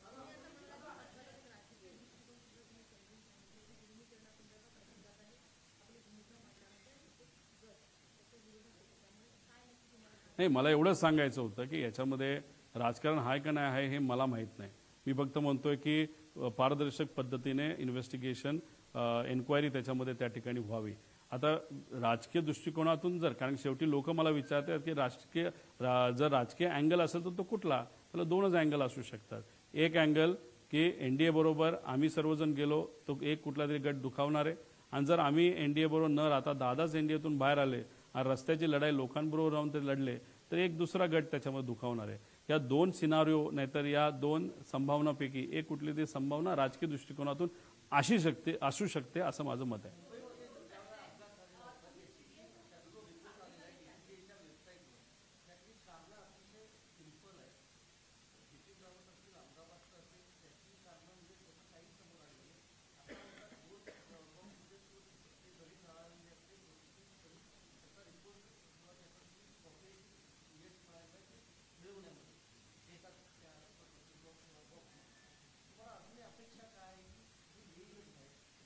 नाही आलं तर आम्ही काय सोडणार आहे का? आम्ही कुठून ना कुठेतरी माहिती त्या ठिकाणी काढू ना. आणि शेवटी काय आहे की अधिकारी काय सगळेच खराब असतात नाही ना, असं नाही ना. काही चांगले अधिकारी आहेत, चांगले पत्रकार आहेत, काही माजी अधिकारी त्या कंपनीमध्ये काम केलेले पायलट आहेत ते चांगले आहेत, ते त्या ठिकाणी स्वतः इन्व्हेस्टिगेशनला तिथं लागलेले आहेत. त्यामुळे माहिती बाहेर येणार आहे. 100% घेतला पाहिजे का? कारण विषय एवढाच आहे, त्यांनी ह्याच्यामध्ये काय केलं असं मी म्हणणार नाही, पण VSRला पाठबळ देण्याचं नाही तर VSRला सेफ करण्याचं काम ते करतायत का असा प्रश्न मला पडतोय. कारण रोहित सिंगच्या लग्नामध्ये त्यांच्याच पक्षातला एक प्रमुख नेता हा लग्नाला त्या ठिकाणी गेला होता. आणि मग अशा पद्धतीने तिथं जर VSRचं तुमचं पारंपरिक संबंध असतील का आर्थिक असतील हे मला सांगता येणार नाही. जर तसे संबंध तुमच्या पक्षप्रमुखाचे नाही तर पक्षातल्या एका मोठ्या नेत्याचे असतील तर मग तुम्ही VSRला वाचवणारच ना. तुम्ही VSRला त्या इन्व्हेस्टरच्या अँगलनी वाचवणार, मैत्रीपोटी वाचवणार, कोणाचं अजून काय असेल नाही तर हे अधिकारी जे DGC सगळे अडचणीत येतील. कारण का VK सिंग काय बोलला असेल की तू आम्हाला अडचणीत आण, मी तुझं बघतो. म्हणजे त्याचा अर्थ काय की VK सिंगली ब्लॅकमेल केला असावा अधिकाऱ्यांना की तुमची सगळी मी चुका हे बाहेर काढतो, तुम्ही नोकरी राहणार नाही, माझं जे होईल ते होईल. त्यामुळे ह्याच्यामध्ये सगळेच लोक इन्व्हॉल्ड आहेत आणि हे सगळे इन्व्हॉल्ड असल्यामुळे हे इन्व्हेस्टिगेशन योग्य दिशेने जाऊ शकत नाही. त्यामुळे TDPकडे हे खातं एव्हिएशन आहे आणि त्यांचं कुठं ना कुठेतरी एक रिलेशन या VK सिंग बरोबर आहे. म्हणून असं आम्हाला वाटतं की त्यांनी तिथं राजीनामा नैतिक लेवलला घ्यावा, दुसरं कुठलंही पद घ्यावं, पण या पदावरनं तरी ते निघावेत, या पदावर ते नसावेत आणि TDPचं कुणीच या पदावर नसावं असं आमच्या सगळ्यांची मागणी आहे.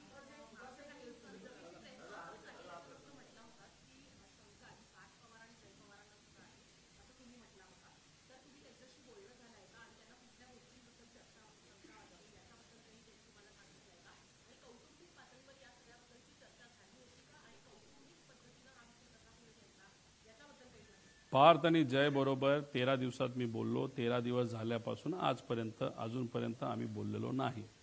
त्याच्याचबरोबर काकींबरोबर पण या बाबतीतली थोडी चर्चा झाली होती 13 दिवसामध्ये की मला अशी शंका आहे, मी प्रेझेंटेशन करण्याचा विचार त्या ठिकाणी करतोय. पार्थबरोबर चर्चा झाली होती, पण त्यानंतर मी कोणाचंच काही परवानगी घेत नसतो. जे वाटतं ते त्या ठिकाणी मी मांडत असतो. त्यामुळे मी कोणाची परवानगी घेतली नाही, पण त्यांच्या कानावर नक्कीच ह्या गोष्टी असाव्यात आणि त्यांना पार्थ आणि मुलांना आणि काकी त्या मानसिकतेत नव्हते. ते फार मानसिक दृष्टिकोनातून डिस्टर्ब त्या ठिकाणी होत्या. मुलंही डिस्टर्ब तशी होतीच, पण पार्थला आणि जयला शंका नक्कीच आहे असं त्यांच्या हावभावातून आणि चर्चेतून मला जाणवतं.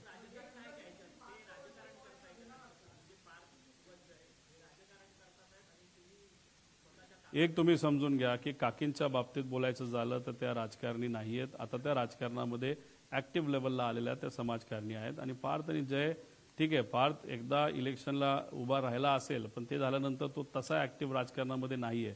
त्यामुळे राजकारण काय असतं हे त्यांना समजायला वेळ त्या ठिकाणी जाणार आहे. त्यामुळे मग जेव्हा अशी परिस्थिती असते तेव्हा आपण साहजिकच आहेत आपल्या पक्षामध्ये जे अनुभवी नेते आहेत ज्यांनी दादांबरोबर त्या ठिकाणी काम केलंय राजकीय निर्णयासाठी, जसं शपथविधी घेण्यासाठी, मग अजून काय करायचं ह्याच्यासाठी आपण त्या पक्षातले राजकीय नेत्यांवर अवलंबून असतो. त्यामुळे हे तिघं आज राजकीय त्यांच्या पक्षातले जे प्रमुख मोठे नेते आहेत त्यांच्यावर राजकीय भूमिकेसाठी अवलंबून आहेत. त्यामुळे ते परिवार म्हणून राजकारण करतात असं मला वाटत नाही. पण ज्या काही घटना घडल्यात त्यांचे जे मार्गदर्शक आहेत त्यांना थोडंसं राजकारणाचं जरा जास्त पडलं का काय अशी शंका लोकांना नक्कीच निर्माण त्या ठिकाणी होते.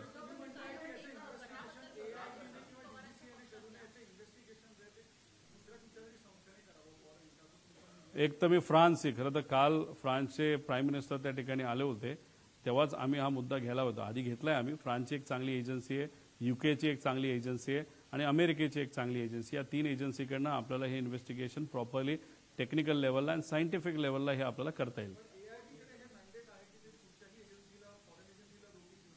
घ्या ना, पण एआयबीने जर अशा फॉरेन एजन्सी घेतल्या तर डीजीएसए मधले अर्धे अधिकारी निघून जातील आणि बरेच काही लोक अडचणीत येतील. तेवढी हिंमत आणि तेवढी ताकद या एजन्सीकडे आहे का बघावं लागेल.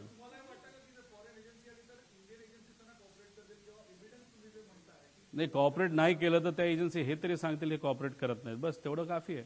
आमचं हेच म्हणणं कॉपरेट होणार नाही आणि त्या एजन्सी आल्यानंतर हेच सिद्ध होईल की हे कॉपरेट करत नाहीत आणि करणार नाहीत.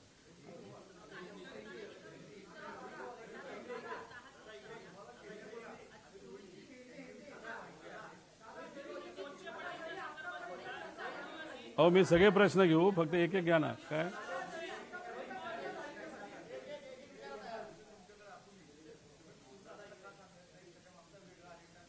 नाही, मी पूर्णपणे ही इन्फॉर्मेशन का देत नाही, कुठले कुठले नेते आले होते यांची नावं आहेत, काही लोकांचे फोटो आहेत, कारण मला याच्यात राजकारण आणायचं नाही.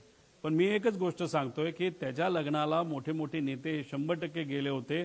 जर रोहित सिंग जो VSRचा मालक आहे आणि जो अतिशय चुकीच्या पद्धतीने विमान चालवायचा, बऱ्याच त्याच्यावर इलिगॅलिटीज आहे, अशा व्यक्तीच्या लग्नात जर तुम्ही जात असाल तर कुठं ना कुठेतरी तुमचे व्यक्तिगत पारंपरिक नाही तर व्यावहारिक काय ना काहीतरी रिलेशन त्याच्यामध्ये असावं. आणि मग ते कोण आहेत नेते ते खरं खोटं म्हणजे गेले होते हे खरं आहे, पण त्यांचे संबंध काय हे मला माहीत नसल्यामुळे मी कोणाची नावं त्याच्यामध्ये घेत नाही.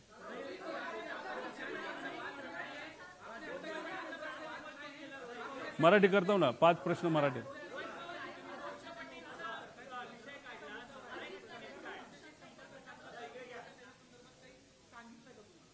मला सुरक्षा कोण देणार? मला जास्तीत जास्त सुरक्षा माझे कार्यकर्ते देतील. माझी पर्सनल जी कुठली सिक्युरिटी असेल ती सुरक्षा त्या ठिकाणी देऊ शकते. आता त्याच्या व्यतिरिक्त जर सरकारला असं वाटलं की नाही सिक्युरिटी ही दिली गेली बाहेर, आता तो कार्यकर्त्यांच्या इच्छेचा आणि सरकारचा त्याच्यामध्ये त्या ठिकाणी विषय आहे. पण नक्कीच मी फार मोठी रिस्क या पत्रकार परिषदेच्या माध्यमातून गेल्या आणि आता घेतोय याची जाणीव मला सुद्धा आहे, माझ्या परिवाराला सुद्धा आहे. पण शेवटी कोणातरी या विषयासाठी लढावं लागेल.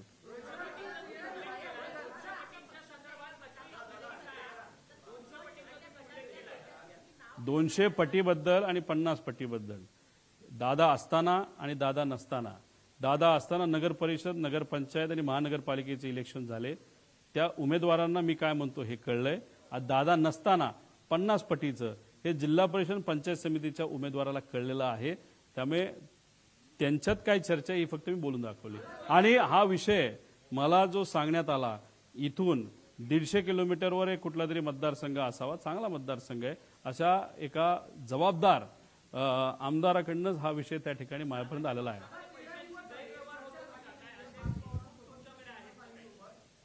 मार्गदर्शक कागदाचा गैरव्यवहार होऊ शकतो. आता ते कागद काय हे आपल्याला पण शोधावं लागेल.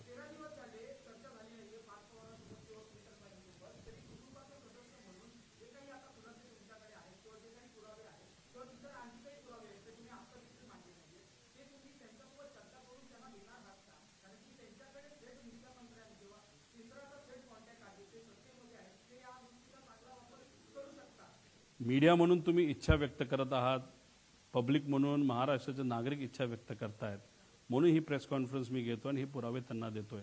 जर त्यांच्या गटाकडनं त्यांच्या पक्षाकडनं तशी इच्छा जर व्यक्त केली गेली तर मी त्यांना सुद्धा माहिती त्या ठिकाणी देईल. पण इच्छा व्यक्त झाल्यानंतर ती माहिती देऊ शकतो. इच्छा व्यक्त झाली नसेल तर मी माहिती कशी देणार?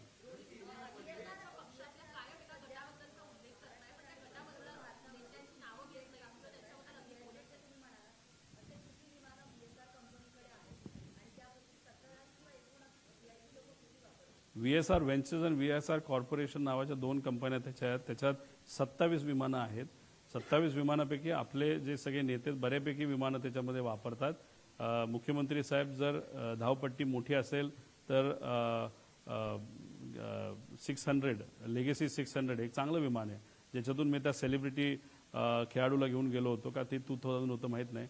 आणि एकनाथ शिंदे साहेब सुद्धा प्रिफर करतात छोटं नको मोठं विमान द्या, पण दादांना काटकसर करायची सवय. दादांनी सांगितलं की बाबांनो दिल्लीला जायचं असेल तर मला लेगेसी द्या नाही तर मोठं द्या, बाकी वेळेस जरा स्वस्तातलं साधं त्या ठिकाणी कुठलं तरी सेफ विमान हे मला त्या ठिकाणी द्या. आणि दादा मग लेअर जेट वापरायचे, बाकी सुद्धा लेअर जेट त्याच्यामध्ये वापरायचे. पण दुर्दैवाने ही घटना दादांच्या बाबतीतच त्या ठिकाणी झाली.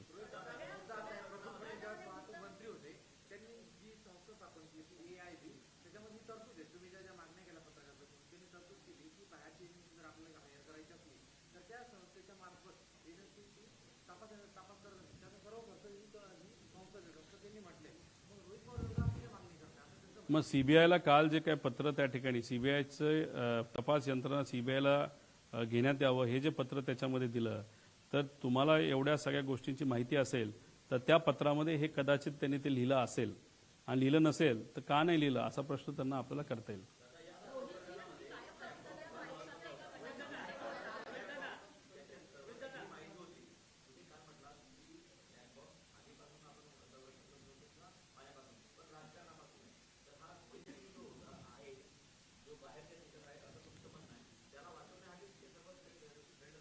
असं दिसतंय.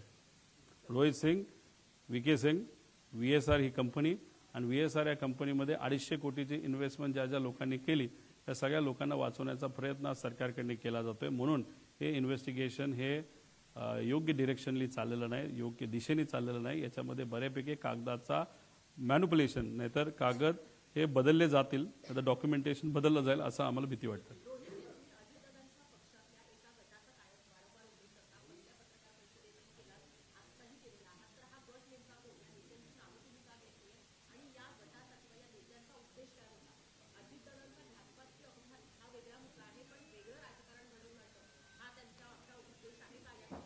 बरं, मला आज विलिनीकरणाबद्दल काहीच बोलायचं नव्हतं, लेकिन विलिनीकरणाचा एक विषय मी इथं मांडतो. जर हे 2 पक्ष एकत्र आले असते आणि दादांची इच्छा अशी होती की हे पक्ष एकत्रित यावे भावनिक दृष्टिकोनातून, आणि जर ते एकत्र आले असते विलिनीकरण झालं असतं तर महाराष्ट्राचा प्रदेश अध्यक्ष हे डॉक्टर अमोल कोल्हे झाले असते.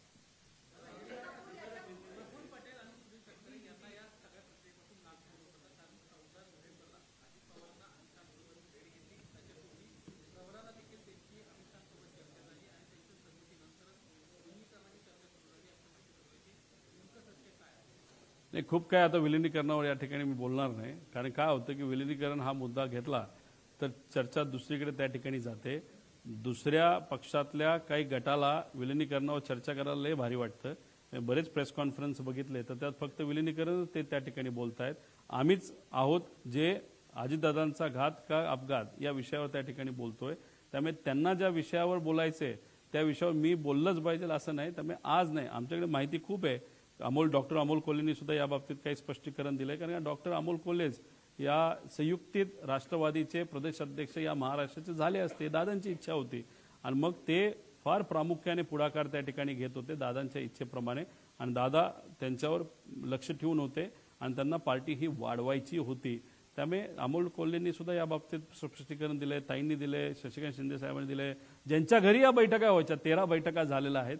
CCTV कॅमेरा कुठून घ्यायचा हे तुम्हाला त्या ठिकाणी माहिती आहे. तुम्ही ट्रॅफिकचा घ्या, नाहीतर मंत्री लोढा साहेबांच्या घराच्या समोरचा घ्या, तिथं दादा तुम्हाला 13 वेळा वेगवेगळ्या गाडीमध्ये, पण घर एक जयंत पाटील साहेबांचंच, आणि जयंत पाटील साहेबांनी सुद्धा यात स्पष्टीकरण दिलेलं आहे.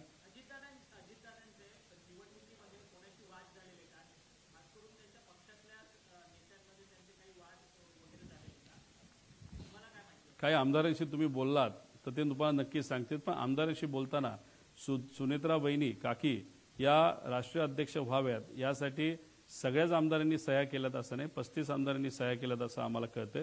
ते 35 आमदार कोण, त्यांच्यातले एखाद्याला तरी विचारलं तर ते स्पष्टपणे तुम्हाला काय गोष्टी सांगतील.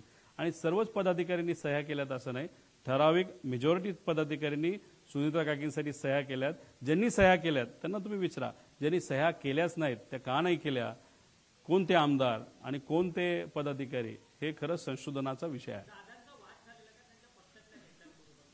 तो पक्ष वेगळा आहे, त्या पक्षाबद्दल जास्त बोललं नाही पाहिजे असं मला वाटतं.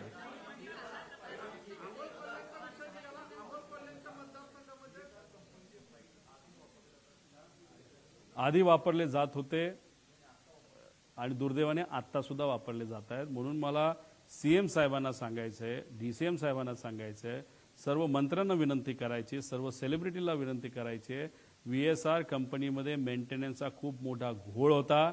आणि दुर्दैव असं की एवढी मोठी घटना होऊन सुद्धा जर तुम्ही त्या विमानाने ट्रॅव्हल करत असाल तर उद्या जाऊन एखादी दुर्दैवी घटना, आम्ही आमच्या काकाला गमावलेलं आहे, दादाला गमावलेलं आहे, अजून एखादा मोठा नेता नाही तर सेलिब्रिटी, याच्या बाबतीत काय एखादी गोष्ट होऊ नये याची दक्षता DGCA पण घेतली पाहिजे. म्हणूनच VSR चे सगळे फ्लाइट्स हे बंद झाले पाहिजे अशी आमच्या सगळ्यांची मागणी आहे.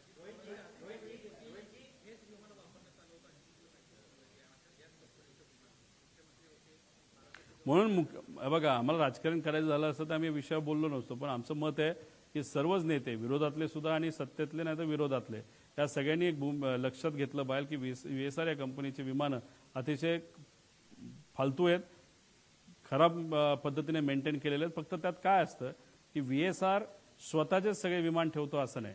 समजा उद्या तुम्ही एखादं विमान घेतलं आणि तुम्हाला तुमच्या NOCP वर घ्यायचं नाही, पण तुम्हाला VSRच्या NOCP वर घ्यायचं आहे, तर तुम्ही स्वतः खर्च करून ते विमान घेऊ शकता आणि ते तुम्ही VSR कडे ठेवू शकता आणि VSRला जेव्हा केव्हा तुम्हाला पाहिजे तेव्हा ते वापरू शकता.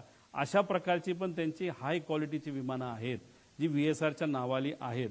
मग ती दुसऱ्याला वापरली जातात का फक्त काही ठराविकच VIP लोक ती वापरतात? जर ठराविकच लोक ठराविक पद्धतीचं विमान जर वापरत असतील तर त्यांच्या जवळच्या लोकांचं ते तरी विमान असेल, स्वतःचं तरी विमान असेल, नाही तर काही वेगळं असू शकतं. जसं हैदराबादचा एक बिझनेसमन आहे जो TDP हा जो पक्ष आहे त्या राज्यामध्ये म्हणजे आंध्रामध्ये सत्तेत आहे, तो तिथला जो व्यावसायिक आहे त्याची 2 विमानं VSRच्या नावावर आहेत आणि ते कदाचित काही प्रमाणात TDPचे काही लोक वापरत असावेत अशी चर्चा आहे. शेवटचे मराठीचे 2 घेऊ, मग हिंदी घेऊ.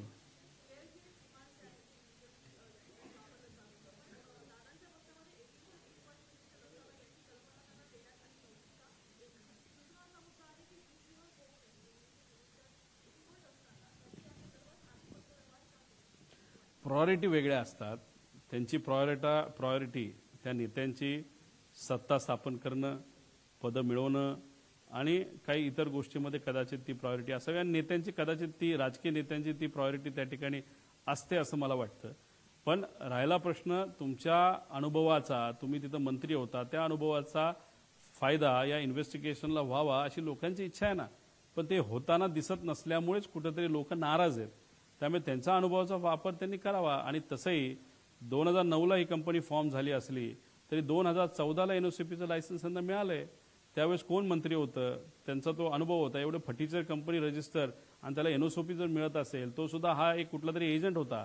कोण, हा VK सिंग. या एजंटला एक कंपनी फॉर्म करणं, NOCP सारखं एक मोठा लायसन्स त्या काळामध्ये त्या ठिकाणी मिळणं आणि नंतर ते झाल्यानंतर त्यांनी B200 नावाचं एक विमान घेणं आणि त्याच्यानंतर 2019 नंतर म्हणजे कोविडच्या काळामध्ये त्यांना भरारी मिळणं आणि इन्व्हेस्टमेंट वाढणं, ह्या वेगळ्या वेगळ्या शंका आपण नक्कीच या बाबतीत घेऊ शकतो. नाहीतर ह्याच्यात जे काही अधिकारी आहेत आणि जे कोणी जबाबदार आहेत त्या लोकांना शोधून काढून का अशा फटीचर कंपनीला, जे डॉक्युमेंटेशन प्रॉपर करत नाही, अशा कंपनीला कसं लायसन्स मिळालं, कशी विमानं त्यांनी भारताच्या बाहेरून आणले, कसे ते रजिस्टर करून दिले, असे अनेक प्रश्न निर्माण होतात.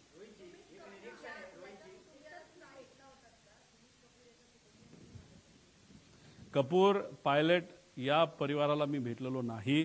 सुरुवातीपासून त्यांच्यावर थोडीशी शंका होती. एक पुतण्या म्हणून काही प्रमाणात मी नाराज होतोच आणि अशा अनुषंगाने त्या परिवाराला खरं तर भेटायला पाहिजे होतं. सोशल मीडियावर मी त्यांच्या मुलीचं सांत्वन त्या ठिकाणी केलं, पण माझं धाडस नाही झालं त्या अशा ज्याच्यावर मी डाऊट घेतो त्या व्यक्तीला भेटणं, म्हणून त्याला सोडून सगळ्यांना तिथं मी भेटलेलो आहे. महाराष्ट्रातल्या पब्लिक ट्रान्सपोर्टमध्ये फिरताना मुंबईची लोकल असो एसटी असो मेट्रो सगळेजण अजितदादांच्या वरती ज्या बातम्या आहेत ते बघतायत, अजितदादांवरती जे रिलीज ते बघतायत, घाय मोकळून रडणारे आहेत, मुसमुसून रडणारे प्रश्न काय? खूप डिस्टर्ब आहे त्या कार्यकर्त्याला पक्षाच्या दोन्हीकडच्या आणि अजितदादा प्रेमींचे ज्या कार्यकर्त्याची अजून सज्ञातून सावरलेला नाही त्याला तुम्ही काय? शेवट सांगतो, तुम्ही काय म्हणता?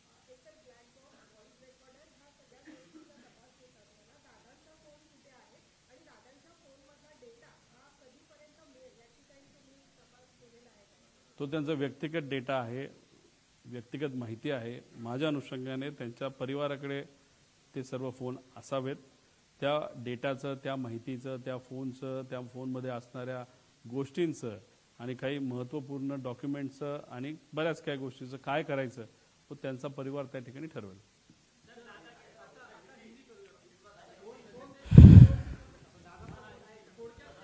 माहिती रिकव्हर होण्याच्या परिस्थितीमध्ये तो फोन आहे. 4 फोन आहेत, ते आहेत असं वाटतं.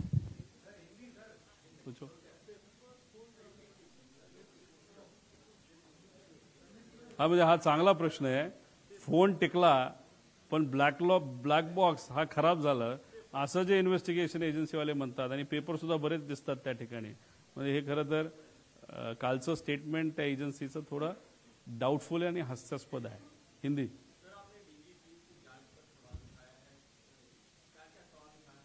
एक तो ये जो प्लेन रजिस्टर हुआ, ये तो पुराना प्लेन है, यूएस से लाया गया है. बहुत सारे अलग अलग देशों से प्लेन लाया गया. ये लेयर जेट नाम का जो प्लेयर का ब्रांड है बम्बार्डियर कंपनी का, तो उसमें जो स्पेसिफिकेशंस होते हैं वो स्पेसिफिकेशंस अगर बाहर के देश में, अगर यूएस में तो अलग होते हैं, और इंडिया के जो डीजीसीए होता है या जो भी अथॉरिटी है कंट्रोलिंग एजेंसी, उसके जो नॉर्म्स है वो अलग होते हैं. अगर वो नॉर्म के हिसाब से उस प्लेन में वो सिस्टम नहीं होगा या कुछ अलग, जैसे सीवीआर के बारे में बोला कि जो विमान प्लेन में था 30 मिनट का था, लेकिन नॉर्म्स के हिसाब से 2 घंटे का चाहिए.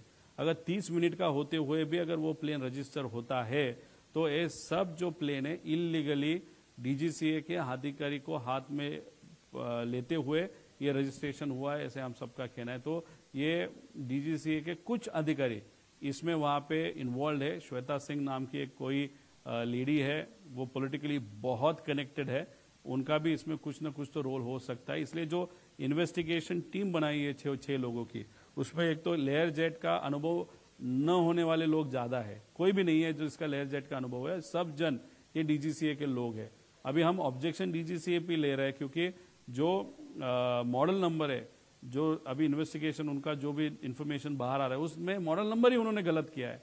तो इस तरीके का अगर मॉडल नंबर पे ही अगर आप टेक्निकली गलत करते हो तो इन्वेस्टिगेशन कैसे आप अच्छे तरीके से कर सकते हो, ऐसे हम सबका कहना है. इसलिए बहुत सारे फ्लॉज है. और ये दूसरी बात, वीएसआर नाम की ये जो कंपनी है उसके जो ओनर्स है वीके सिंह और रोहित सिंह, इनको बहुत बड़े नेताओं का और बिजनेसमैन का सपोर्ट है. उनको सेफ रखने की कोशिश वहां पे की जा रही है वीएसआर को. अगर ये इतना बड़ा एक्सीडेंट, बड़ा नेता वहां पे जाने के बाद, गुजर जाने के बाद भी अगर ये फ्लाइंग कर रहा है वीएसआर, तो डेफिनेटली वहां पे किसी का तो सपोर्ट है. अभी रोहित सिंह की जब शादी हुई थी, जो हमको पता चला है 1.5 साल पहले या 2 साल पहले जयपुर में मैरियट ये जो होटल है उसमें उस वक्त सप्ताह में बीजेपी के भी बहुत बड़े नेता वहां पे आए थे. कौन है, कैसे, नेताओं को मालूम है, उनके मन में होगा कि हम गए थे. और दूसरी बात, टीडीपी ये जो पक्ष है उनके भी बहुत बड़े नेता वहां पे गए थे. अभी आज जो मिनिस्टर है एविएशन वो टीडीपी पक्ष के है.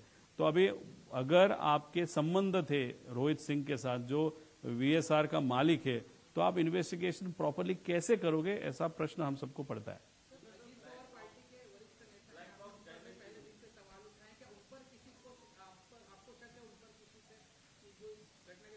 देखो, ये घटना की गई है ऐसा तो डेफिनेटली शक है, कॉन्स्पिरेसी 100% है, ऐसे हम सबको वहां पे लगता है.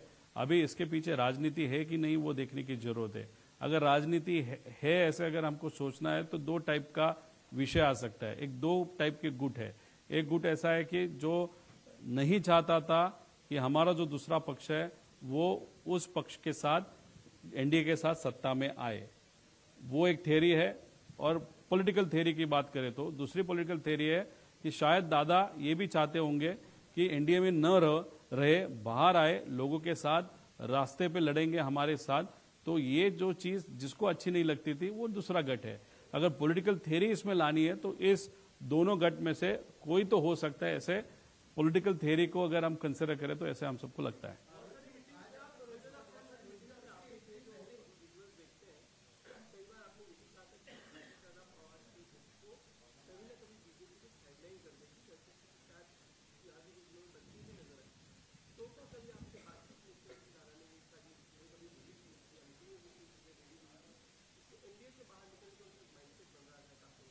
नहीं, मैं एनडीए के साथ रहना है कि बाहर निकलना है, ये तो दादा में और हमारे में हुई हुई चर्चा है। दादा आज नहीं रहे, इसलिए उस चर्चा पे अभी बात करना उचित नहीं होगा, ऐसे हम सबको लगता है। लेकिन ये बहुत बड़ा रिस्ट्रक्चरिंग पार्टी में, उनके पार्टी में उनको करना था। जैसे उनके जो प्रदेश अध्यक्ष है वो कोई यंग बंदा चाहिए, ऐसे उनका कहना था। डॉक्टर अमोल कोल्ले का नाम उन्होंने वहाँ पे प्रपोज किया है। इसलिए अमोल कोल्ले, अगर आप देखो तो बहुत सारे मीटिंग्स में डॉक्टर अमोल कोल्ले वहाँ पे थे, तो उस एंगल से हमारी चर्चा वहाँ पे होती थी। लेकिन दादा आज नहीं रहे, जिनके साथ हमारा कंफर्ट लेवल था, उनकी इच्छा, भावनिक इच्छा थी, पॉलिटिकल सेकेंडरी था। लेकिन वो इमोशनली ये दो पक्ष, दो फैमिली साथ में आनी चाहिए, ऐसे उनको लगता था। उसका हम रिस्पेक्ट करते हैं और वो रिस्पेक्ट करते हुए ही हम वहाँ पे दादा के साथ बात कर रहे थे। आज दादा ही नहीं है तो ये विलीनीकरण और दो पार्टी एक साथ में कैसे, क्यों, क्या, वो उस विषय का उत्तर देना उचित नहीं होगा, ऐसे मुझे लगता है।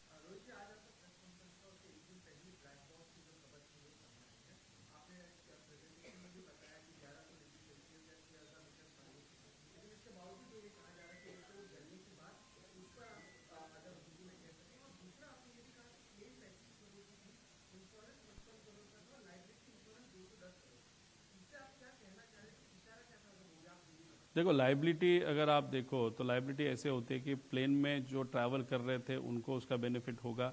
उसी के साथ अगर ये प्लेन किसी घर पे पड़ता, फैक्ट्री पे पड़ता या एनिमल जो शेल्टर होता है उस पर गिरता, तो वहाँ पे जो नुकसान होता तो उस नुकसान को भी लाइबिलिटी में वहाँ पे कंसिडर किया जा सकता है। अभी देखो, ये जो कपूर नाम के पायलट है उनको पर्सनल इश्यूज थे। वो क्या है, वो फैमिली विषय होने के कारण मैं ज़्यादा यहाँ पे नहीं बोलूँगा। और वो अल्कोहलिक थे, बहुत दारू पीते थे। उनका दारू का जो ब्रांड था वो बहुत एक्सपेंसिव है। एक बॉटल कम से कम 12-15 हज़ार की वहाँ पे आती। उनकी वो आदत थी। वो आदत क्यों थी? जेट एयरवेज में के साथ जब थे उनका पगार 10 लाख से 12 लाख महीने का था। लेकिन दारू पीने के बाद उनको वहाँ पे पकड़ा गया। उनका 3 साल के लिए, एक बार 3 महीने के लिए, दूसरी बार 3 साल के लिए उनका लाइसेंस कैंसिल हो गया था। इसलिए वो आप देखो तो 3 साल तक तो उनको काम नहीं था और कोविड के कारण उनको किसी को भी काम नहीं था। तो 5 साल he was out of job. उनके पास दूसरा कोई ऑप्शन नहीं था। ये वीएसआर कंपनी को ज्वाइन करना था। उनकी सैलरी शायद 3-3.5 लाख, और एक बार अगर प्लेन आप फ्लाई करोगे तो 20-25 हज़ार उनको मिलता था। तो कोई भी बड़े जो एक पायलट होता है उसके लिए ये डिमोशन होता है। इमोशनली वो डिस्टर्ब थे, पर्सनल विषय था ही। तो इस सब का इस्तेमाल करते हुए उनको ब्लैकमेल किया गया था। किसने किया गया था, क्यों किया गया था, और उसके एंगल अगर ये लायबिलिटी इतना बड़ा होगा तो उनके मन में फैमिली को कुछ मदद हो सकती है, वो भी विषय वहाँ पे आते होंगे। इसके कारण ये चीज़ हुआ है कि ऐसा हम सबका डाउट है। और दूसरा प्रश्न क्या था? ब्लैक बॉक्स के बारे में देखो, 1100 इज एवरेज, लेकिन अगर आउटर पार्ट देखो वो 1600 डिग्री सेल्सियस का अगर टेम्परेचर हो, और 1100 ओवरऑल एवरेज की बात करें, वो भी 1 घंटा कंटिन्यूअस आग में डाल दिया 1100, तो प्रॉब्लम आ सकता है। इसलिए बाहर का जो आउटर लेयर है टाइटेनियम का है, 1600 डिग्री सेल्सियस तक टेम्परेचर वो ले सकता है। उसके अंदर एक है, उसके अंदर म्हणजे प्लेन जिस मटेरियल का बना होता है वो मटेरियल सबसे अंदर होता है, उसके अंदर वो टेक्निकल जो डेटा होता है वो होता है। इसके कारण ये जो बता रहे वो बहुत गलत चीज है। और आपको मैंने बताया कि जो रजिस्टर किया जाता है प्लेन, जो यूएस से आया था उसमें 30 मिनट का रिकॉर्डिंग वहां पे था, और जो डीजीसीए नॉर्म्स है वो 2 घंटा बोलते हैं। तो वहां पे भी इनकी गलती है। तो वीएसआर को बचाने के लिए ये सब कुछ किया जा रहा है कि इन्वेस्टिगेशन अलग लेवल तक नहीं जानी चाहिए, एक्चुअल पॉइंट तक नहीं जानी चाहिए इसलिए कहाँ पे तो डीरेल ये इन्वेस्टिगेशन को करने की कोशिश कर रहे हैं कि ऐसे हमसे, और ये बात हमने बोली थी कि ब्लैक बॉक्स का कारण लाएंगे, और जो हमने बोला उसमें से 6-7 चीजें वहां पे हुई है, इसलिए डाउट और ज्यादा बढ़ते जा रहा है।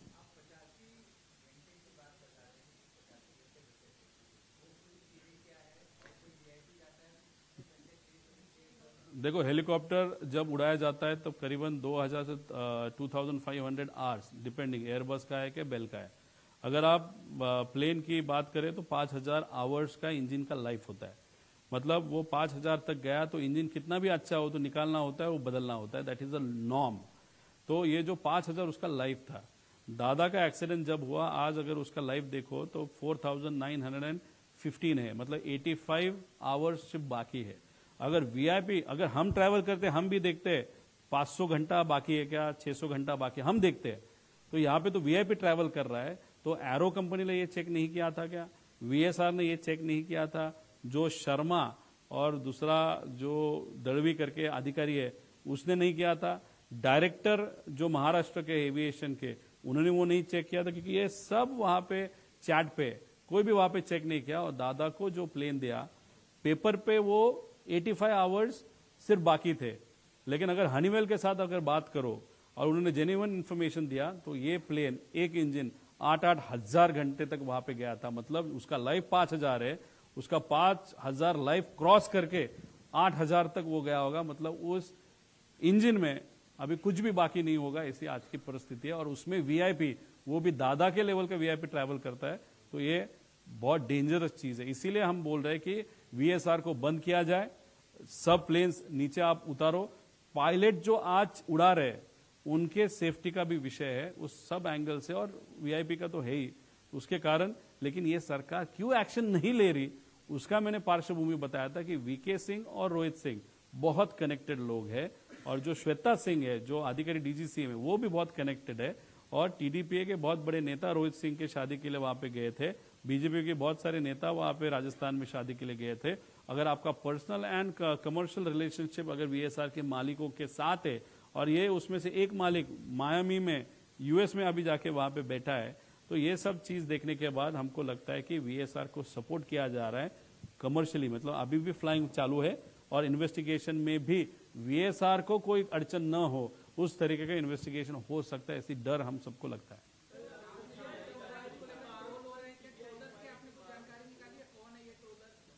अरे ये ठक्कर नाम का है, क्या नाम उसका, सुमित ठक्कर नाम का एक ट्रोलर है, वो ऑफिशियली बीजेपी का ट्रोलर है। उसके पास अगर आप देखो तो मेरा आधार कार्ड उसने ट्वीट किया है।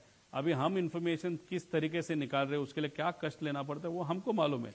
मेरे आधार कार्ड और मेरे साथ जो वीआईपी क्रिकेटर थे उनका आधार कार्ड ओपनली पब्लिकली ठक्कर वहां पे पब्लिश करता है, तो एयरपोर्ट अथॉरिटी ने उसने वो इन्फॉर्मेशन दी क्या, या सरकार में से किसी ने उसको इन्फॉर्मेशन दी क्या? और वो जानबूझ के कहाँ पे हमने बीजेपी पे बात की है? अगर बीजेपी पे या कोई भी राजकीय पॉलिटिकल नेता पे अगर हम बात नहीं कर रहे, पॉलिटिकल एंगल इसको नहीं दे रहे, तो पॉलिटिकल ट्रोलर मेरे को क्यों ट्रोल कर रहे हैं?